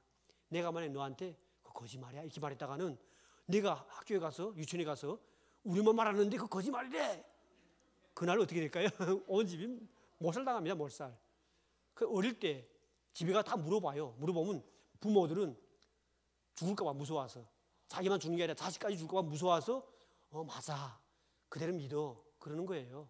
그러다 보니까 어릴 때부터 이렇게 세뇌돼가지고 맞구나 이렇게 하다가 점점 커지면서 맞지 않는데 할 때는 또 자기 밑에 자식이 생겨요. 그러면 이 애 때문에 내가 거짓말하면 이게 솔직히 말하면 안 되겠구나 해가지고 또 할 수 없이 또 어머니 했던 것처럼 야 이놈아 그대로 믿으라 왜 자꾸 딱 물어봐 그런 거 물어보는 거 아니야 이러는 거죠. 네, 이렇게 세뇌되는 겁니다. 이 뱀의 철길 신직가도 대단한 겁니다. 11살 때 김일성이가 천리를 혼자 걸었다는 건데요. 상상도 안 됩니다. 근데 이걸 가지고 공부를 시키는데 어느 정도냐면 초등학교 때부터 이제 김일성 혁명 역사를 배워줘요. 그거 배워주면 수업입니다. 수업. 그리고 중학교 올라가도 또 수업이 있습니다. 김일성 동지 혁명 역사. 우리는 한국사가 있잖아요. 북한은 한국사 대신에 조선 역사가 있는데 조선 역사에서는 우리 이조 왕들이 누군지도 몰라요. 그런 거 안 배워줍니다. 왜?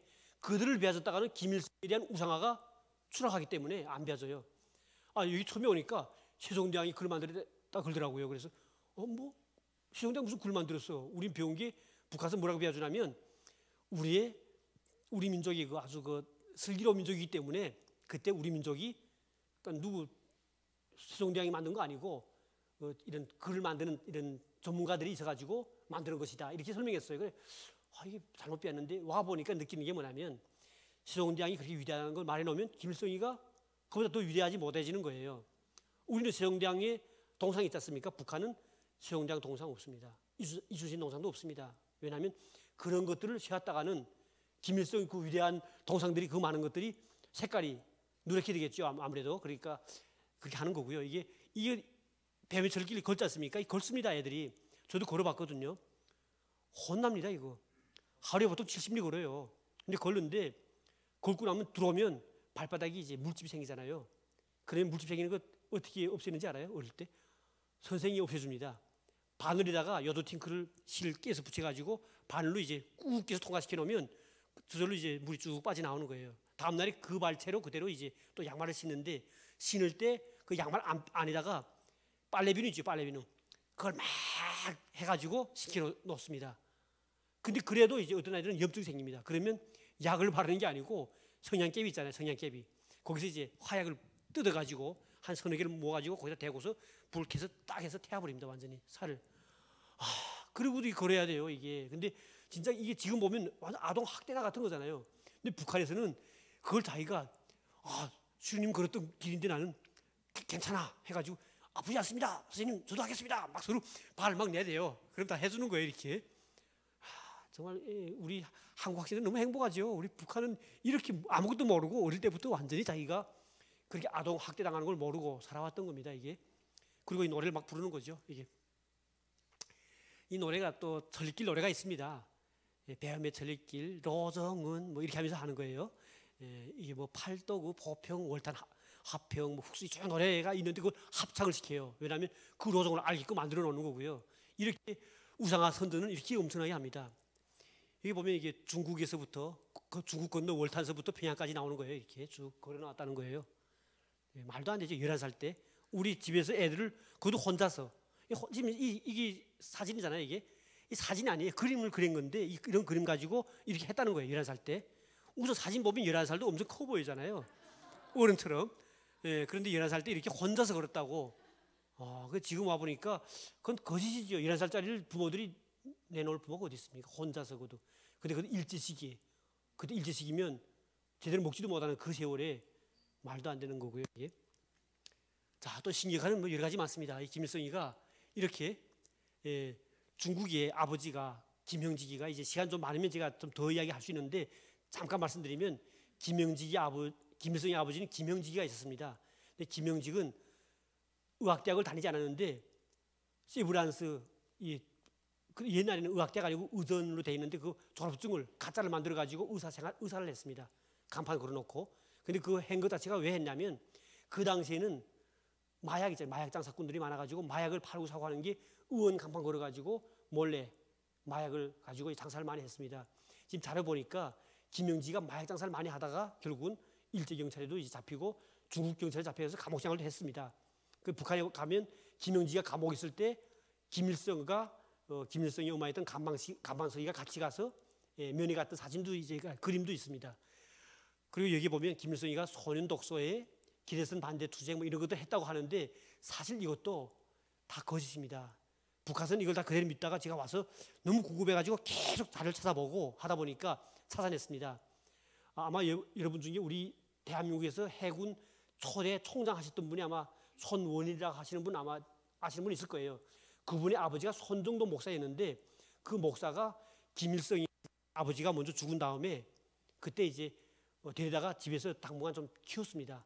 그때 손원일도 이제 같이 있었는데 손원일은 김일성보다 2살이가 위였어요.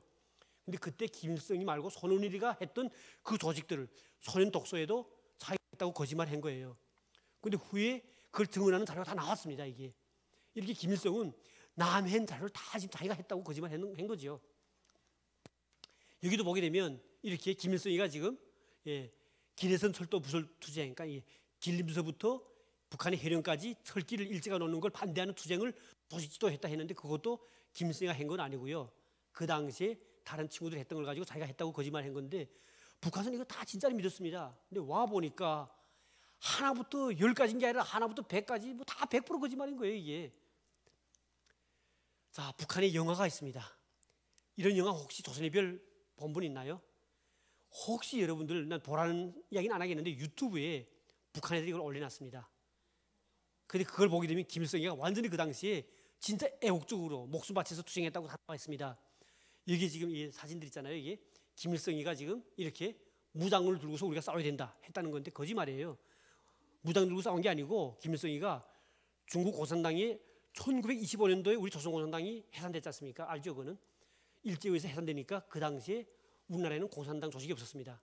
그러다 보니까 김일성은 중국에 나가서 중국 공산당에 입당을 하려고 그들이 시키는 대로 중국인 지주집을 돌아가며 터는 일을 했습니다. 한마디로 비석생활을 했습니다. 그때 자기 이름을 그대로 쓰면 후환이 될까 봐 이름을 그때 김일성으로 고쳤던 것이고요. 근데 그걸 가지고 지금 거짓말로 이렇게 무장을 들자 해가지고 타도 적주동맹도 만들었다 하고 이게 거짓말입니다. 그 당시 이 조직에 대한 거는 창립자가 이종락이라고 하는 그런 분이었습니다. 근데 이렇게 거짓말을 하고 있고요. 이렇게 북한은 체계적으로 지금까지 모든 역사를 거짓말을 했습니다. 북한의 대학을 가게 되면 대학 입시 시험 중에 하나가 김일성 동지 혁명 노작이 있습니다. 이건 뭐냐면 혁명 노자간에는 언제 이 노작을 발표했다는 게 있기 때문에 역사를 배운 거나 같습니다. 우리가 대학 갈 때는 시험 치는 게 딱 정해져 있는 게 뭐 이런 사상적인 교육 같은 건 없잖아요. 북한은 국수물 이건 항상 다 있습니다. 영어, 그러니까 영어, 수학, 물리, 화학 이거는 대학 시험 무조건 가면 시험 쳐야 되는 거고요. 입시 시험이 있고 거기에 하나 있는 게 김일성 동지의 혁명 노작 이게 있어요. 이 시험 성적이 잘못되면 다른 게 성적이 높아도 대학 입학 못합니다. 이게 이렇게 세뇌를 시키는 겁니다. 이 영화가 뭐 1부만 나온 거 아니에요. 쭉 한 10부까지 나왔습니다. 근데 이 영화 보게 되면 가짜로 얼마나 김일성이가 위대한 사람인가를 만들어놨습니다. 그리고 이 영화를 보는 게요, 마음대로 내가 안 보면 안 보고 못합니다. 이 영화 할 때는 100% 학급이 집중으로 가가지고 앉아서 보고 나면 그대로 끝이는 게 아니고 와서 감상문 써가지고 발표합니다. 웅변 막 하면서 우리 주님 따라해야 됩니다 하면서 그 충성심 하면 이렇게 막 또 연설을 해야 돼요. 어찌 보면 북한 사람들이 생활총화 이런 웅변 이런 거 많이 하다 보니까 좀 말 잘하는 분들 좀 꽤 많아요 사실은. 그러다 보니까 탈북자 중에도 몇 명은 지금 여기 와서 신학 공부해가지고 목회 하시는 분들 꽤 되잖아요. 어떤 분이 어떻게 그렇게 말 잘하세요 그러더라고요. 그러니까 그분이 하시는 말씀이 생활총화 내가 엄청 많이 했습니다. 그 말로 끝나더라고요. 이렇게 예, 북한은 여러 가지로 이런 많은 감상문 토론 웅변대 할 때는 막 소리치면서 해야 돼요. 이게 두드립니다. 이렇게 우리 한국 보통 이 두드리는 게 없잖아요. 교탁을 얼마나 많이 두드리고 잘하는가에 따라가서 점수 올라가요. 이게 네. 동제 노래 같은 것도 마찬가지고 이거 다 거짓말이었죠. 이게 예, 그리고 이 유적대라고 하는 것도 이게 다 거짓말이었었고요. 이름도 김성주 됐다가 한별 됐다가 김성 됐다고 말합니다. 그래서 사실은 이 한별이라는 이름도 그 당시에 다른 김인묵이라고 하시는 분이 있었습니다. 그분의 별명이었는데 북한에서는 그 사람 별명을 김일성이가 달고 있었다 이렇게 지금 거짓말 치면서 옛날에는 한별이라고 우리말 쓰다가 한자로 쓰면서 김일성으로 바꿨다 이렇게 지금 북한은 거짓말로 지금 교육을 해요. 다 얼마나 교육을 정교하게 하는지 모릅니다. 그런데 이 교육을 하기 위해서 북한의 많은 인력들이 이걸 연구합니다. 이 연구하는 기관이 중앙당 선전선동부에서 그 밑에 산하 기관들이 많습니다. 조선노동당 역사연구소에 들어가면요, 거기는 배급을 안 준다는 법 없습니다. 달마다 고기도 주고 진짜 생활 보상 잘해줍니다. 거기만 들어가면 어떻게 하면 우리가 우상화 선전을 잘할 것인가 연구합니다. 그래가지고 거짓말을 막 만들어내는 거죠. 네, 이런 거 하는 연구소가 있습니다. 따로. 자, 우리 아까 말씀드린 것처럼 잠깐 좀 말씀드리면 김일성이가 지금 이게 예, 이름을 썼던 김정천이라는 영입니다. 이게 보게 되면 이름은 원래 김정천, 이분이 원래 이름이 김일성이었어요. 우리 만주에 가면 그 당시에 김일성이라는 전설적인 이름이 있었습니다. 이 사람이 말도 잘 탔고요. 이분이 일제 그 육사 다녔습니다. 이게 보게 되면 일본에서 이제 공부를 했고요. 그러다 보니까 참 이제 그 이런 전술, 군사 전술이 잘 짜고 했답니다. 근데 이분이 그 당시에 중국에 살고 있던 우리 한인들이 왔을 때 보니까 가장 유명한 이분이 있어가지고 그 어느 사람이나 뭐에 앉으면 일본이 미우니까 항상 하는 소리가 야, 우리 김일성 장군 나타났으면 좋겠다. 그러다 이분이 돌아가신 27년도 돌아가셨죠. 돌아가시고 나니까 결국 김일성이가 이 이름을 또 21년도부터 따라 쓰다가 완전 자기 이름으로 바꿔버린 거예요. 근데 그런 자료들이 다 나와 있습니다. 이게 이 책자들이 나와 있는 거고요. 우리 대한민국에서 이분을 지금 이번에 98년도에 건국 훈장을 추수했습니다. 근데 이런 유명한 분 이름을 김일성은 도용해가지고 사실 정확한 이름이 김성주였는데 이 러시아에서 이제 처음에 들어왔을 때 있잖아요. 그때도 그 비밀 문서 보면 김일성 아니었습니다. 김성주였죠, 사실은. 자, 이 사진을 좀 보여줄 거 있는데 이 사진이 김일성입니다. 이 중국이 주보승이고요. 이 러시아 군대죠. 이게 러시아 있을 때 김일성이가 한마디로 그 부대에서 대대장을 했습니다. 대대장. 주보승이 중국인이었고요. 이 여단장 했었고 김일성은 88 저격여단에서 대대장 했습니다. 여기 이제 내용 쭉 보게 되면 그때 김일성이가 넘어갔을 때 당시입니다. 제가 북한에 있을 때요. 북한도 혁명에서 배워주는데 이상하게 1940년대부터 해방될 때까지 김일성의 역사가 거의 없는 거예요. 좀 궁금했습니다. 그래서 북한에 있을 때도 왜 역사를 매 1년 단위로 공백시켜주다가 그때는 공백일까 이상하게 생각했는데 한국에 와서 보니까 그 당시에 김일성은 이렇게 40년 8월에 김일성, 강일용 등 이 속수라고 하는 그 당시 같이 넘어갔던 여자분이 중국에 살면서 증언한 겁니다. 이게 증언. 16명은 소련도 향하였다. 이동해가지고 10월 23일 날에 월경했는데 소련 땅에 들어서기 전에 어느 산꼭대기에서 김일성과 김정숙이 혼례식을 했다. 이 혼례식이 뭐냐면 그 당시에 김정숙이가 김정일을 임신했습니다. 그러다 보니까 김일성도 북한 내에서는 일제가 막 토벌을 너무도 많이 하다 보니까 러시아로 넘어간 거죠. 그래서 이게 결국 보신 것처럼 그때부터는 러시아가 가지고 러시아 군대에서 이제 대위를 했는데 왜 대위가 됐냐면 그 대대만은 조선인들로 모진 대대였습니다. 근데는 가만 보니까 그 당시에 중국말을 유창하게 잘하고 그다음에 좀 키도 좀 크고 김일성이가 좀 키 다른 사람보다 좀 많이 컸어요. 여러 가지를 보니까 이놈은 될 만하다 해가지고 소련 군대들이 이제 김일성을 자기가 이제 시작한 거죠. 근데 그 자료 보니까 뭐 했냐면 김일성을 소련 그 군대 안에서는 뭘 했냐면 조선인들이 혹시 일본하고 비슷하게 생기기 때문에 그 속에 일본 사람이 들어왔을 수 있기 때문에 그것은 계속 감시를 해가지고 정보 매일매일 동향을 알아가지고 계속 러시아 군대한테 몰래 줬답니다. 김일성이가. 그 자료가 있습니다. 그러니까 이런 걸 봤을 때는 그래서 결국 해방돼가지고 이렇게 김일성은 러시아 군대한테 한마디로 말하면 스탈린이가 점찍을 한 거죠. 야, 김일성을 그러면 북한에서 해보라. 그 당시에 북한에는 박헌영도 내려와 있었고, 그다음에 조만식 선생도 알죠. 조만식 선생도 있었고, 김두봉 유명한 분들이 많았습니다. 그분들은 김일성에 비해서 나이도 많고 투쟁한 역사도 많았습니다. 또 이론도 있고 대학 다 졸업하고 유학도 갔던 사람들이고, 근데 그런 사람들이 많았음에도 불구하고 러시아는 이 김일성을 선택한 거죠. 여기는 49년도 전쟁 전에 김일성이가 지금 소련에 갔던 모습입니다. 이때 지정적으로 6.25 전쟁을 이제 승인받기 위해서 갔던 거죠. 이게 갔던 것이고요. 김정일은 그 당시에 임신해가지고 러시아 갔다가 결국 41년도 2월 16일에 출생을 합니다. 그 이름이 고등학교 다닐 때까지 김정일의 이름이 김유라였습니다. 김유라. 김성 다니던 학교가 평양의 남산중학교였는데 남산중학교에 그 이름이 있으니까 김정일이 지휘해가지고 그 학교를 100% 없애버렸습니다. 완전히 없애버리고 그 문서를 100% 소각해 버렸습니다. 자기 이름이 러시아 이름이 김유라가 되면 안 되죠. 왜냐하면 북한은 김정일이 태어난 곳이 러시아 울라디보스토크의 그 하바롭스크 그쪽 지방 지역이 아닌 백두산에 있는 백두밀령이다 이렇게 말하고 있습니다. 그러니까 북한 주민들은 학생들은 무조건 백두산에 올라가면 백두밀령 견학합니다.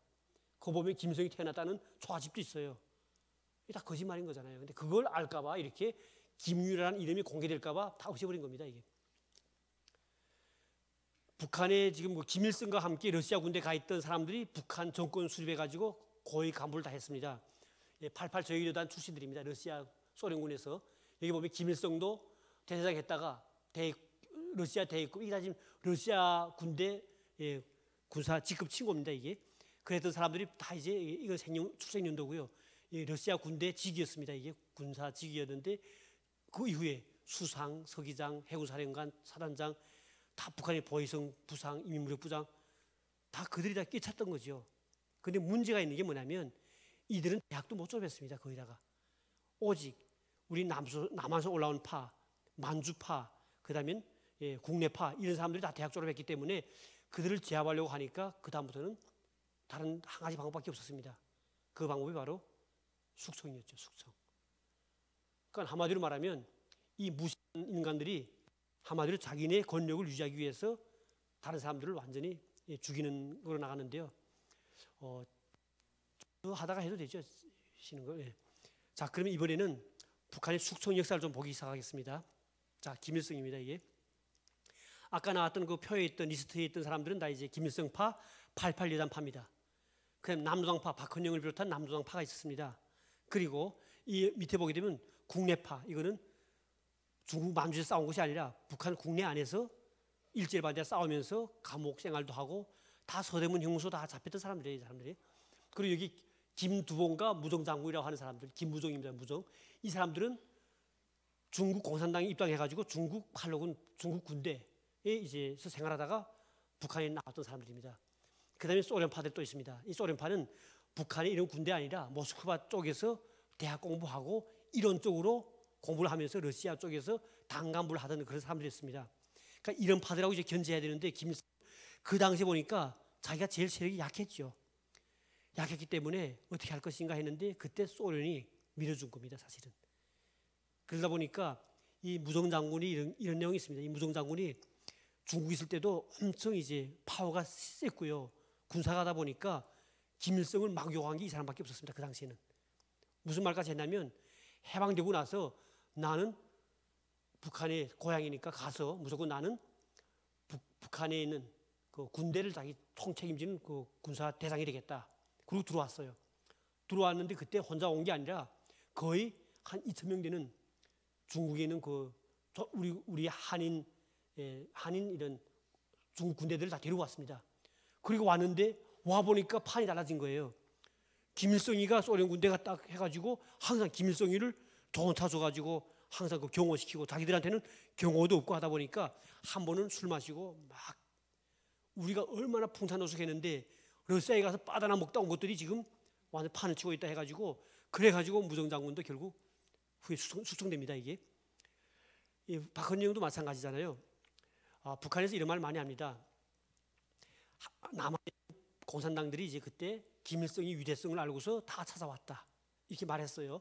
그런데 그 당시 찾아온 것이 아니고 우리 남한에서는 결국 공산당이 용납 안 되다 보니까 빨갱이들이 많이 왔었습니까? 그리고 쭉 역사 보게 되면 북한은 그런 말 많이 합니다. 남한에는 제일 공산주의 사상이 투철했던 사람들이 전라도에 많았다 이렇게 말합니다. 왜냐하면 김일성도 전주김가다 이렇게 말해요. 그러니까 전주김가고 전주에 가게 되면 김일성을 환영하는 한영 이런 위원회가 있고 그리고 전주 사람들이 왜 그러면 공산당이 많았냐 이런 설명합니다. 가장 많은 것이 그쪽 사람들이 재산도 많았고 일제를 제일 미워했다. 그래가지고 하다가 일제가 들어다 보니까 다 이제 러시아 쪽으로 가가지고 러시아 쪽에서 공산 학교들 다니면서 공산대학 다니면서 사상으로 무장했기 때문에 이런 쪽으로 공산주의자들이다. 다시 그 다음엔 공산주의 활동하기 위해서 국내로 들어갔던 사람들이다. 이렇게 설명하는 거예요. 그래서 그 당시에 이제 박헌영을 비롯한 많은 공산당들이 올라왔는데 결국 박헌영은 올라와 보니까 김일성보다 자기가 더 이제 역사가 깊은 거예요. 공산당 활동 행보도 많고 또 러시아 가서 대학 다녔습니다. 동방 공산대학을 다녔던 사람이기 때문에 자기 이론상도 김일성보다 더 높은 거예요, 사실은. 그런데 와 보니까 형식이 달라진 거죠. 러시아 군대들이 김일성을 위원장으로 만들고 자기를 부위원장을 자기를 만들어준 거예요. 그 의견이 많았죠. 그러다가 결국 숙청을 제일 처음 당한 게 박헌영이 당합니다. 제가 항상 말하고 싶은 게 뭐냐면 북한 지금도 마찬가지인 게 우리가 지금 정부분자들 많지 않습니까? 이 사람들이 앞으로 저가 통일되는 걸 꿈꾸면서 그때 가면 뭐 한 자리 차지할까 생각하는데 절대로 안 그런 거죠. 북한은 먼저 죽인 게 있잖아요. 이 민족주의자들을 죽인 게 아닙니다. 이게 빨갱이를 먼저 죽인 거예요. 같은 빨갱이인데 파가 다르니까 죽여버려야 되는 거예요. 이게 이렇게 먼저 죽었던 것이고요.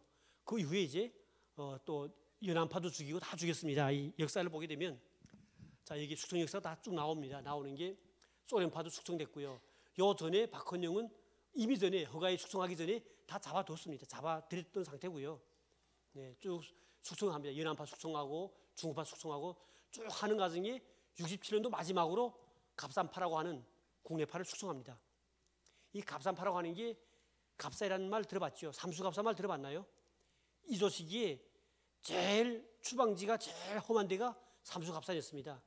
거기는 마을도 없었고 길도 없었어요. 수림밖에 없어가지고 거기다 갖다 유배시켜 놓으면 들어가면 짐승한테 또 그 갑산 지역이 범이 많았습니다. 옛날 범. 다 가면 범에 물려 죽었답니다. 그때는. 그런 갑산파 쪽이 왜 갑산파에 그때 그러면 우리 국내파가 많았냐면 일제도 무서워가지고 갑산 쪽에는 못 들어갔습니다. 사람들이. 그러다 보니까 일제가 못 들어오는 그쪽이 독립운동가들이 많이 모였댔어요. 그들이 해방되고 나서 우리는 갑산파다. 왜냐하면 일제 때 이들이 조직을 만든 게 갑산위원회 이런 조직을 만들었습니다. 그러다 보니까 이 갑산파가 마지막까지 견제하다가 근데 갑산파도 마치 처형합니다. 왜냐하면 김일성은 이 모든 것들을 처음에는 하나하나 놔두니까 점점 자기한테 반기를 드는 거예요. 그러다가 스탈린이 죽고 나니까 스탈린이 50년대에 죽었잖아요. 그러다 보니까 북한에서 지금 김일성한테 눈치 보던 사람들이 스탈린 죽고 나서 러시아에서는 후르쇼프라고 하는 사람이 이제 돼가지고 그 사람이 스탈린 개인용주의를 반대하면서 그때 스탈린 동상도 막 허물어 버렸잖아요. 그러다 보니까 북한에서도 야 우리가 왜 김일성을 저렇게 신처럼 여겨야 되냐 아니다 해가지고 반기 들기 시작했습니다. 마지막 반기 든 이 박금철은 김일성 역사가 아니라 자기를 위한 연극도 만들었습니다. 연구 만들었는데 자기 부인이 자기가 투쟁할 때 목숨 바쳐가지고 자기를 잘 이제 뒤에서 내조했던 그런 내용이 연극도 만들었는데 거기에 대해서 이제 김일성이가 배은망덕하고 저거는 정말 반혁명부자다 해가지고 처형했죠. 이때부터는 이제 북한은 처형할 건 다 처형했습니다. 없었습니다. 거의. 그리고 이제 자기 동생인 김명주 숙청은 김정일이가 했습니다. 김정일이. 지금 김정은이가 자기의 배다른 형이지만 김정남이 죽였지 않습니까? 그걸 지금 반복한 거예요. 김일성의 동생이었던 김명주가 그 당시에는 당중앙위원회 조직부 부장이었습니다. 김정일이가 처음에 대학 졸업하고 요 밑에서 이제 지도원을 일했습니다. 그러니까 북한 주민들도 김일성 다음에는 김명주가 할 것이다 이렇게 생각했는데 김정일이가 아니다. 저 삼촌을 제거해 버려야 돼 해가지고 제거해서 지방에 이제 유배 보내놓고 그 자기가 그 다음부터는 이제 후기자 된 거죠. 쭉 보면 처형 많이 했습니다. 여기 서간이 처형이라고 있습니다. 95년도 북한 주민들이 굶어 죽을 때인데요. 그때 북한 주민들이 나라 정치 잘못하는 김정일이 잘못으로 막 이야기하니까 아차 이거 안 되겠구나 해가지고 김정일이가 농업비서에도 서간이가 농업 정책을 잘못해가지고 그래서 이게 농사가 잘 안 됐다 해가지고 처형해 버렸습니다. 박남기도 처형했죠. 2010년도 처형. 북한에서 학폐기획 했잖아요. 학폐기획.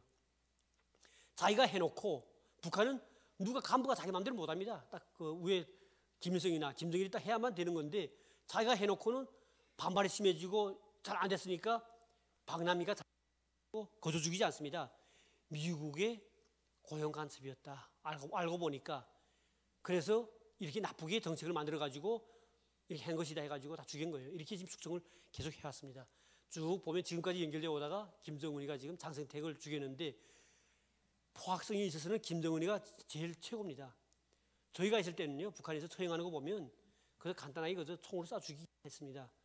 김정은이가 하면서 어떻게 했냐면 사람을 죽이는 걸 총으로 쏘는 것이 아니고 사신고사총. 사신고사총은 비행기까지 쏠 수 있는 겁니다. 이게. 그걸 가지고 이제 한 번에 쏘면 50발부터 90발까지 막 쏴버립니다. 그러면 사람 형체가 없어요. 북한에서 한번 이제 알고 원산 경기장에서 2명을 죽인 적이 있습니다. 고위 간부들을. 그럴 때 이제 저렇게 한번 처형했는데 그때 목격했던 탈북자분이 와가지고 하는 게 그때는 북한 평양에서 고위 간부들 다 원산까지 데리고 내려와가지고 버스에 태워가지고 내려와서 쭉 앉혀놓고 처형하는데 쏘고 나면 사신고사총까지 쏘고 나면 90방 쏘면 사람 신이 없어집니다. 완전히. 없어지고 뼈 조각들 막 남잖아요.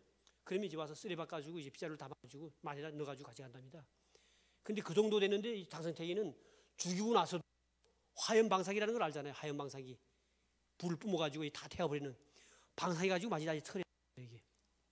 근데 그걸 다 보는 데서 간부들 보는 데서 처형했기 때문에 고위 간부들은 저 한번 보고 나면 간부들 있잖아요.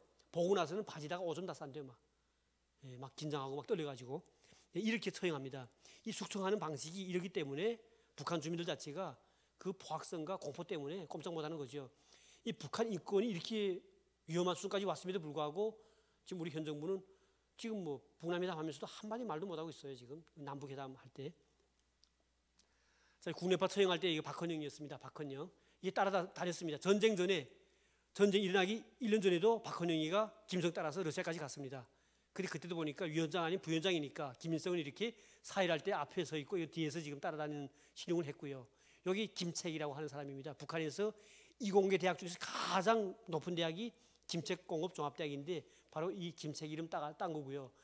제일 좋은 대학 김일성 대학은 자기 이름 따가지고 김일성 만들어 놓으니까 하여튼 미안했던 생각 들은가 봐요. 그러니까 야 김책 이름도 하나 좀 붙여줄까 해가지고 자기 측근을 박헌영 처형해 죽였으니까 박헌영 대학은 없어요. 북한에는.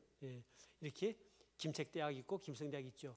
이렇게 북한은 우선 처음에 숙청을 시작합니다. 우선 이렇게 박헌영을 죽였고 이 쭉 내용들이 있어요. 이는 연수해가지고 박헌영은 이런 동방대학까지 공산대학 졸업생입니다. 이게 일제 때. 네, 그리고 우리 남한에다가 노동당 결성까지 했었고요. 지금 우리 남한에 지금 또 노동당도 생겼죠. 있죠 지금. 네, 이런 노동당도 지금 생겼습니다. 그리고 이 가택연금을 김일성이가 시켰습니다. 이 당시 52년도 전쟁 때. 그리고 처형을 했고요. 미제 고용 간첩이라고 처형했고요. 이게 우리가 북한에서 박헌영에 대한 걸 배워줍니다. 그때는 미제 고용 간첩이 있는데 남한에서 올라올 때부터 김일성을 죽이기 위해서 올라왔었고 이거 설명합니다. 이 뒤에 보게 되면 이런 게 있습니다. 자강도 만포시 고산진 혁명사직지라고 하는 것에 우리가 북한 사람들 거의 가서 구경합니다. 이게 뭐냐면 국경 밑에 국경 인접되어 있는 만포라고 하는 지역에 여기 이제 보면 안 보여요 이렇게. 근데 동굴입니다. 굴 안에 들어가는 거죠. 이 겉에는 그래서 일반 싹 보여놓고 다 땅굴이 있습니다. 땅굴 속에 바로 이제 김일성이가 전쟁 전 기간 미군이 들어오면 죽을까봐 숨어 있으면서 사령부를 만들었던 것이 바로 이게 고산진 혁명사석지입니다. 이게. 근데 여기에서 이제 박헌영이가 김일성 죽이기 위해서 했다는 그런 자료를 이제 배워줍니다. 제가 직접 갔을 때 그때 이제 했던 내용을 다시 제가 상기시키면서 했던 건데, 요 만포시가 봐요. 중국이잖아요. 평양에서부터 쭉 올라가서 만포시 딱 요 강계 올라가서 딱 국경입니다. 국경. 국경에 숨는 이유가 있죠. 왜냐하면 중국이니까 미군이 올라왔다가도 전쟁 전 기간에 이쪽에는 포탄 못 떨궜습니다. 왜냐하면 잘못 떨구면 중국이 떨어질까 봐. 때문에 김일성은 여기는 떨구지 않겠구나 하고 여기 가서 숨어 있었던 거죠. 네, 거기 가면 이렇게 지하입니다. 지하 안에 들어가면 그때 이제 사무실 다 있습니다. 이 지하 지금 어둡게 보이는데 이게 책상이 있고 의자가 있잖아요. 쭉 방들이 쭉 있어요. 그리고 그 당시에 어떻게 떨어졌다면서 포탄 하나 이렇게 이런 게 있습니다. 이게. 여기다 포탄이 없다고 하는데 이게 떨어졌는데 제 생각에는 떨어진 것이 아니고 북한에서 갔다가 지금 꽂아놓은 것 같아요. 왜냐하면 그때 미군 자체가 이렇게 떨굴 수가 없거든요, 사실은. 그런데 이걸 설명합니다. 이 여자가 설명하는 장면이잖아요. 이게 어떻게 설명하는지 압니까? 박헌영, 미제 고향 가서 박헌영이가 여기 김일성이 있다 말해가지고 미국이 와서 떨궜다 이렇게 말하는 거예요. 그리고 이자처럼 여기 이제 장도 들어가기 입구에 기종탄 그 자리가 있습니다. 여기 바로 그때 김일성 죽이기 위해서 박헌영이가 바로 좌표를 가지고 여기라 했기 때문에 와서 쐈다고 하면서 했던 건데, 이렇게 숙청하려면 무슨 건덕지 만들어야 될 거 아니에요. 그런 걸 만들었던 거죠. 이게 바로 이제 말씀드린 만포시고 평양이고, 제가 태어난 곳은 저는 해산에서 태어나서 해산. 그 대학은 여기 가서 제가 19년 동안 북한에서 공부했고요. 그리고 3대명 소속했던 데가 우리 휴전선 딱 옆에 여기에서 제가 3년 동안 생활했습니다. 자, 숙청하는 걸 좀 잠깐 좀 보여주면 이게 무정장군 대한 숙청입니다. 이게 김일성보다 나이가 더 많죠. 김일성은 1912년이니까 결국 8살 더 나이가 많았습니다. 이 김무정이가 함경도에서 태어나다 보니까 결국 중국에 가 있으면서 포병부대에서 중국에서 포병사령 총사령부 작전과장도 했고요. 중국 팔로군에서 포병단장까지 했습니다. 영맹하기로 이럴 데 없어가지고요. 이 사람이 이러던 사람이 결국은 처형당하는 거죠. 처음에 들어왔을 때는 그래도 잘해줬습니다. 간부부장도 시켜주고 그다음에 뭐, 근데 점점 자꾸 말하는 게 김일성을 막 욕하고 막 그러다 보니까 처형해버린 거죠. 당시 이제 무정장군 해임 철칙할 당시입니다. 50년도 12월 14일 날에 북한군이 쭉 지금 후퇴돼가지고 만포지 여기 가니까 그 당시에 거기서 이제 처형하면서 뭐라고 했냐면 낙동강 패전 책임을 지우고 또 그다음에 군의관을 주겠다는 거예요. 군의관이 뭐냐면 우리 말하면 군 있잖아요. 군이 그때 자기가 데리던 밑에 군대가 있었는데 무정장군이 중국에서 직접 데리고 나왔던 자기가 사랑하던 군대였어요. 그 군대가 전쟁통에 이제 다리가 하나 상해가지고 병원에 입원했는데 수술하다가 죽은 거예요. 그러니까 전쟁 때 약이 제대로 없으니까 죽었겠죠, 어떻게. 근데 와서 자기 병사를 죽였다고 군의관은 그 자리에서 총으로 쏴 죽였어요. 그러니까 그걸 가지고 이제 그런 것 때문에 죽인다 해가지고 죽였는데 사실은 그게 아니고, 내용을 보게 되면 무정장군이 항상 김일성 가지고 항상 욕했죠. 저거는 바다만 먹어가지고 아무것도 모르고 맥도 없고 전술도 모르는 놈이다 이렇게 하면서 항상 뒷소리를 한마디로 말하면 하다가 결국 이게 처형당한 겁니다. 이게. 그다음에 여기 또 보게 되면 우리 김두봉이라고 하시는 분인데 김일성보다 나이가 많습니다. 김두봉이 앉아 있고 김일성 앉아 있잖아요. 항상 그들은 김일성과 이게 김두봉이는 항상 서로 이제 라이벌 관계로 돼 있었고요.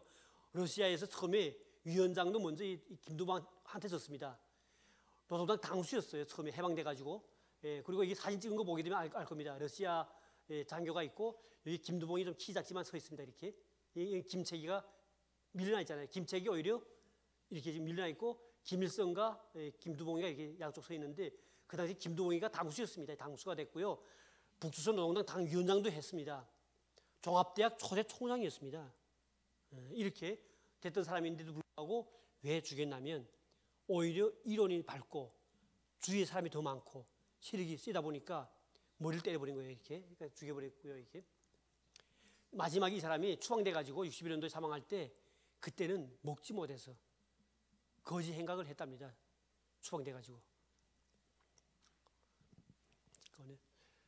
갑산파 숙성에 관련된 걸 말씀드리려면 잠깐 이거 좀 말씀드릴 건데 이게 1895년도에 우리나라 지도였습니다. 행정구역도입니다. 여기 보게 되면 지금처럼 무슨 함경도, 경상도 이렇게 돼 있지 않고요. 부로 돼 있었습니다. 부. 여기 보게 되면 갑산부입니다. 이 갑산부. 이 갑산부가 바로 갑산파들이 일제 때 제일 수림지도이고 나무가 많다 보니까 범도 많고 하다 보니까 일본이 여기만은 일본 경찰도 없었습니다. 이 안에. 그러다 보니까 이 갑산파들이 그때는 여기 모여가지고 활동을 하면서 자기네가 갑산파 됐는데 이들을 이제 처형했던 거죠. 갑산파 두목입니다. 이 사람이. 박금철이는데요. 김일성과 나이가 같았습니다. 그 당시에는 동갑이라고 하면서 김일성이가 잘 점에 챙겨줬습니다. 그러던 건데 결국 갑산에서 수생했었고요. 갑산 공작위원회 결성하고 평양 경부소 수감도 됐던 사람인데 여기서 쭉 보면 경력도 꽤 좋았죠. 내각 부수사도 했었고요. 그러다가 이제 결국 67년도에 정치본부로 수감해가지고 안에서 이제 처형했습니다.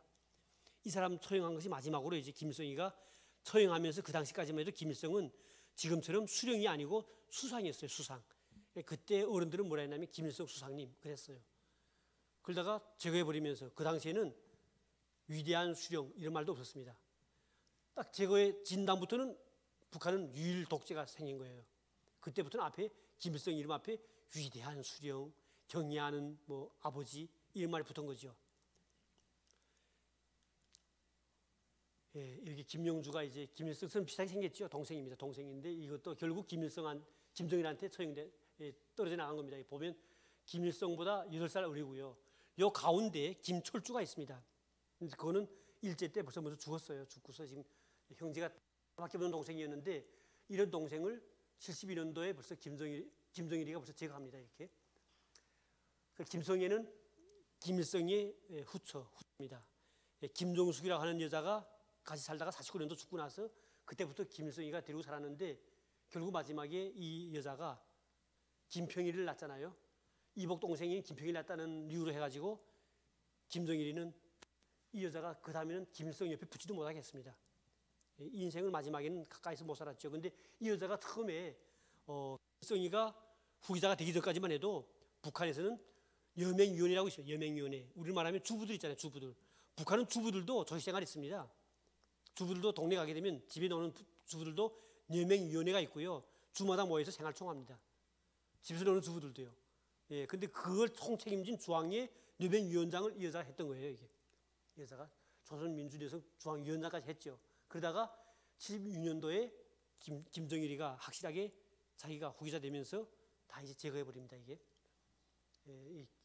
김평일도 마찬가지고 김평일과 그 다음에 이 동생들 김성애 동생, 김강엽, 김성갑 다 이제 좋은 자리에 앉아 있던 건데 결국 다 처형됩니다. 이거든. 3.1년 소요대는 아까 말씀드렸지만 간단히 말씀드리면 이렇게 소조운동이 김정일이가 결국 후계자 되면서 만들었습니다. 12년도 여기 쭉 이제 내용들이 있는데요. 여기 보면 암행어사라고 이제 칭합니다. 김정일이 말입니다. 그러면서 뭐라 하냐면 나의 손과 발이다 이렇게 말했습니다. 그러니까 저희 소조 때 보면 간부가 뭘 잘못했다면 저희들이 이제 저 간부가 뭘 잘못했지 하고 뭘 쓰잖아요. 그리고 이제 우리가 보고하기 전에 그 당간부한테 가서 이게 잘못됐습니다. 그러니까 실례 들면 비 오는 날이죠. 비 오는 날이 가면 매 집마다 초상화 걸어놨잖아요. 어떤 집은 지붕이 새가지고 비가 떨어지잖아요. 그러면 초상화에 빗물이 떨어져가지고 흔적이 생기지 않습니까? 큰일 납니다. 큰일.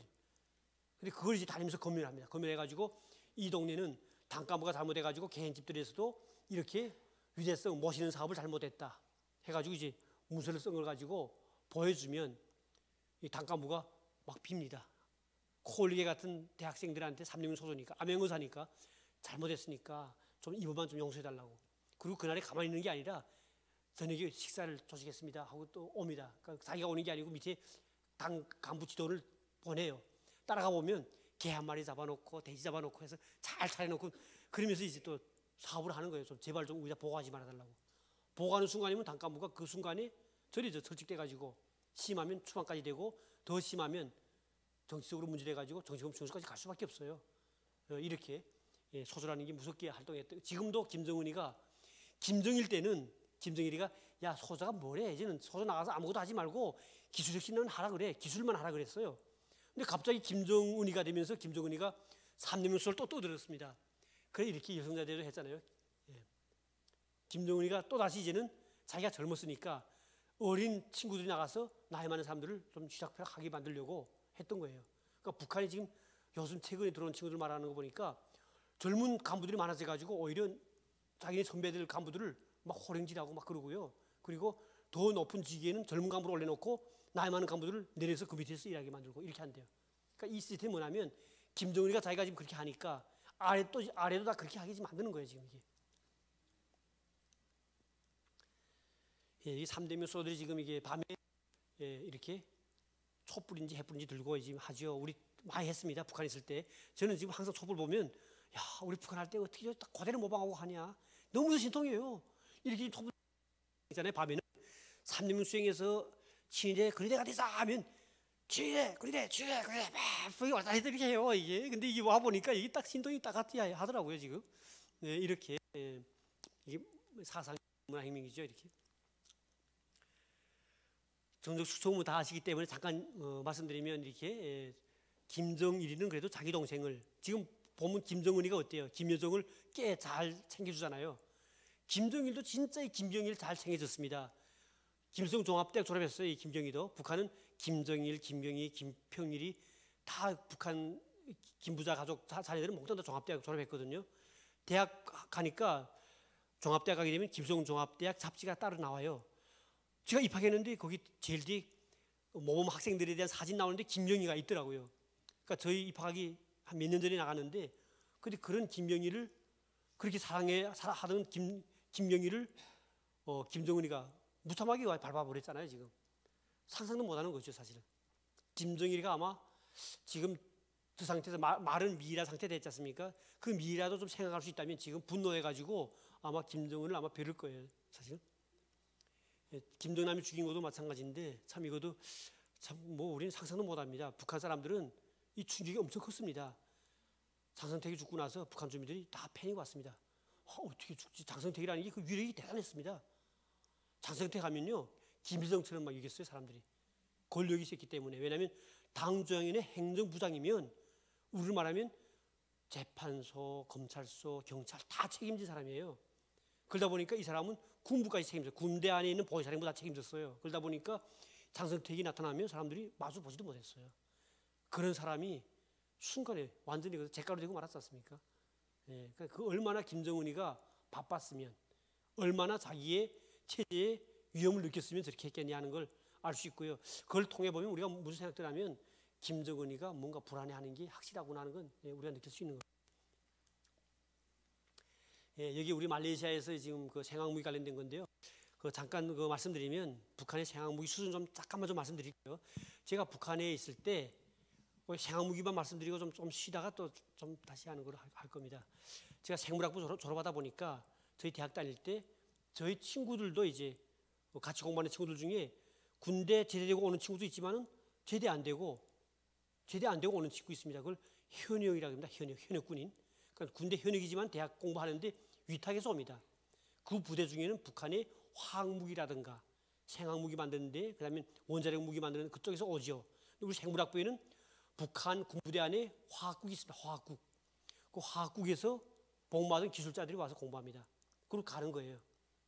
그러니까 이렇게 북한은 예전부터 생화무기에 대한 연구를 많이 했습니다. 특히 북한에서 생화무기를 한 이유가 뭐냐면 우선 북한은 전쟁 때 있잖아요. 전쟁 때. 그때 이제 북한은 이제 옛날 세균 무기라 하면서 보여주는 게 있습니다. 이게 세균 무기다. 미국이 이미 전에 이런 무기를 썼다. 때문에 우리도 이런 무기를 만들어야 된다 해가지고 이승기 박사라고 남한에서 유명한 화학 기술자가 있었습니다. 그 사람을 전쟁 때 북한에서 납치해가지고 북한에 끌고 갔습니다. 그 사람이 북한에 가서 화학무기 만드는 거 제일 처음 시작했어요. 그러니까 북한에서 비단실이라고 하는 비단 실도 만들었는데 그 사람이. 그러니까 이 사람이 시작해가지고 그때부터 이제 북한은 생화무기 만들었는데요. 여기 보게 되면 북한이 지금 생화무기 다루는 부대입니다. 이게 엄청 많아요. 이게 이 부대 관련 이 부대 중에 여기 보게 되면 화학국이라고 있는 거는 평양에 수송구역이 있습니다. 근데 그 부대에 가게 되면 이 화학국 안에 기본 이제 밑에 기본 기술대대가 4개가 있어요. 그 4개가 평북도 성천도 있고 흥남에도 있고 이 4군데가 있는데 여기에서는 무기를 개발을 합니다. 개발한 것을 또 그다음에 저장하는 장소가 있습니다. 저장하는 건 강원도 문천. 우리 남한에서 멀지 않습니다. 저장하는 위치는요. 생산 위치는 다 북쪽에 꼭대기에 올라가 있고 저장 위치는 밑에 있습니다. 부대들은 다 이제 매 군당마다 보면 화학대대가 있어요. 화학대대가 있어가지고 화학대대는 생학무기 다릅니다. 제가 대학 때요. 대학생활 하면 집단생활 하지 않습니까?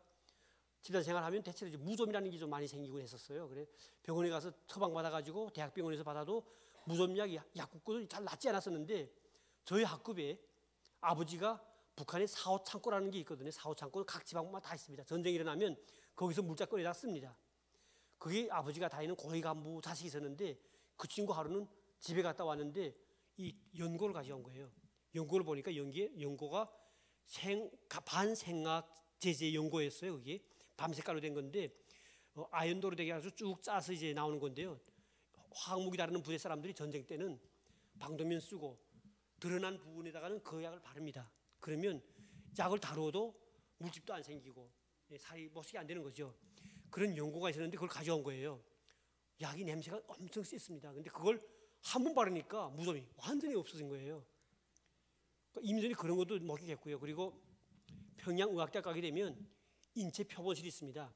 제가 직접 목격한 건데 생물학부 학생들은 이제 우리가 졸업하기 전에 1년 전에는 인체 표본실에서 한 거의 15일 동안 실습합니다. 근데 의학대 표본실 가게 되면 1층은 큰 탱크가 있어요. 탱크가 2개가 되는데 거의 용액이 잠겨져 있고 뚜껑을 이제 쭉 열어가지고 용액에서 이제 갈고리 가지고 하나씩 건지면 시신이 올라와요. 시신이. 그걸 가지다가 4명에서 한 개씩 가지고 이제 실습합니다. 2층에 올라가서 2층에 이제 해부판 있어요. 해부판 가지고 메스 칼 가지고 다 이제 해서 이제 그 실습하거든요. 근데 보통 갈고리 쭉 하면 보통 어린 이제 태아 정도, 그러니까 금방 이제 해산할 정도의 그런 애들이 올라옵니다. 근데 그게 평양에 있는 평양산원, 그다음에 각 구역의 산부인과에서 낳다가 죽은 애들 있잖아요. 그런 애들을 이제 처리하는 걸 이제 가족 허락을 받지도 않아요. 이거는 받지 않고 북한 우리 의학과 기술 발전을 위해서 쓴다 해가지고 쓰는 거죠. 근데 두문이 어떤 게 있냐면 제가 목격한 건데 갈고리 건져 올려오는데 너무도 무거워가지고 쭉 올려오니까 애가 아닌 어른이 올라갔던 거 있었어요. 한 번은. 그래서 놀라가지고 올리는데 선생이 우리 교수가 그건 다시 넣고 아동 사체를 올려라 이러는 거예요. 그래서 우리가 하다가 선생님 그 어른 건 뭡니까? 이렇게 물어봤어요. 선생이 인상이 탁 굳어지면서 그런 거 물어보지 말고 빨리 실습 빨리 해 그러더라고요. 실습 다 끝나고 나서 한 보름 지났죠. 지나고 나서 그 실습 기간이 있잖아요. 밥을 제대로 못 먹어요. 대학 때 그래서 오죽했으면 처음에 술도 막 그때는 처음 막 배우면서 먹었거든요. 술 먹어야 밥 조금 먹어요 그때는. 그래 그때 이제 선생한테 물어보니까 대답하지 않던 선생이 실습 끝나고 나면 선생한테 우리가 학생들 모여서 돈 모아가지고 식당 하나 이제 이야기해가지고 가서 데리고 가서 식사 같이 해요. 그때 술 한 잔씩 마시는데 그때 선생이 기분 좋아진 찰나에 우리 한번 물어봤습니다. 그때 말하는 게 뭐냐면 절대로 어디가 말하지 말라 하면서 하시는 말씀이 우리 생학무기 발전을 위해서 정치범들, 스파이들 이런 것들을 우리가 다 이렇게 이용하는 것이다 이렇게 말하더라고요. 근데 의외로 탈북했던 분 중에 한 분이 그런 정치범 수용소에 있던 분이 왔습니다. 그분이 말씀하시는 게 그렇게 실제 한답니다. 어느새는 모른대요. 뒤로 가서 실험하고 있고요. 그러니까 이렇게 북한은 생학무기 실험을 짐승뿐만 아니라 사람 가지고 하고 있고요. 그리고 생학무기 실습하는 데가 양강도에 가면 풍소군이 있어요. 풍소군 가게 되면 거기 개 가지고 합니다. 한 번에 할 때요. 개를 거의 한 2,000마리 가지고 합니다. 2,000마리. 근데 그 풍수에서 오신 분이 있는데 자기 동네에 그 실험장이 있대요. 한 번씩 올 때마다 그 주변에 사람 많은 못 오게 만들고 그 건물 안에서 이제 하는데 개가 그래서 한 번 나올 때 보면 그 물이 쓰러져 나온대요. 이렇게 북한은 계속 실습하고 있고요. 여기 보시는 게 이게 지금 북한에서 만들어 개발된 독총. 그러니까 이건 우리 손전지라고 하는 플래시 모양입니다. 이게 이걸로 이제 총이 나가요. 알이 나가는 게 독총이 나가면 독침이 이제 그대로 도약이 이제 몸에 붙으면서 사람이 죽는 거죠. 여기 독총이 있고요. 그다음에 볼펜용 독침이 있으면 침이 나가는 거고요.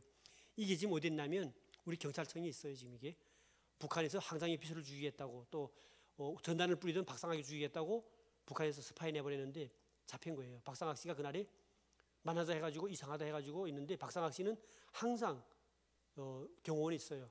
그러니까 경호원들이 나가지 말라. 그래도 나가보겠다 하니까 나가게 하면서 뒤에서 가봤는데 만나는 사람 봤잖아요.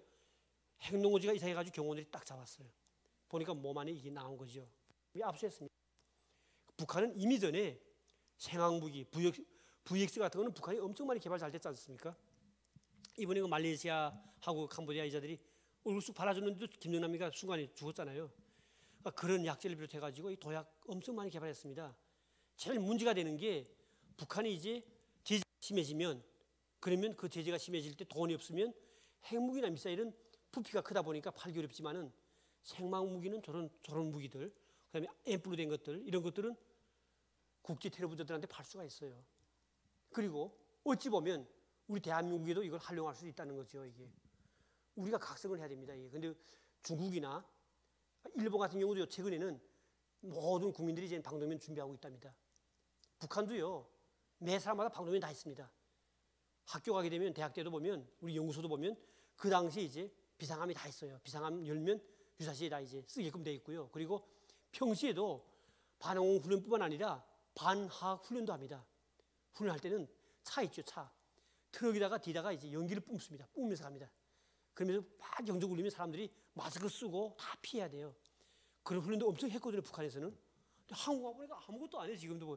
야, 우리 한국 분들이 가히 심장이 든든하나 아니면 겁이 없나 참 희한할 정도인데 어찌 보면 제 친구들한테 물어봐요. 제가 우리 한국 친구들 많지 않습니까? 저 가까운 친구들하고 진짜 무섭지 않냐 하니까 왜 무섭지 않냐? 무섭지. 근데 이거 어떻게 할 거야? 어디서 살 거야? 어디에 있어 이거? 이렇게 말하는 거죠 지금. 참 안타깝습니다 이게. 김정남 이렇게 희생되고 요즘 며칠 전에 글을 해했던 말레이시아 이번에 풀어났지 않습니까 이게? 사실 지금 그거 가지고 구체적으로 논란이 많습니다.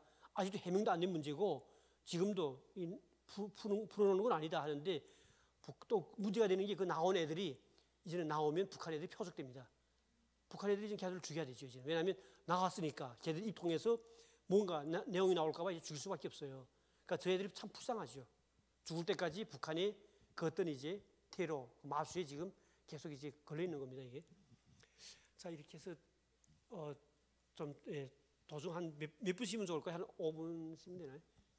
한 10분요? 네, 그럼 9시 시작하는 걸 하겠고요. 네, 그래서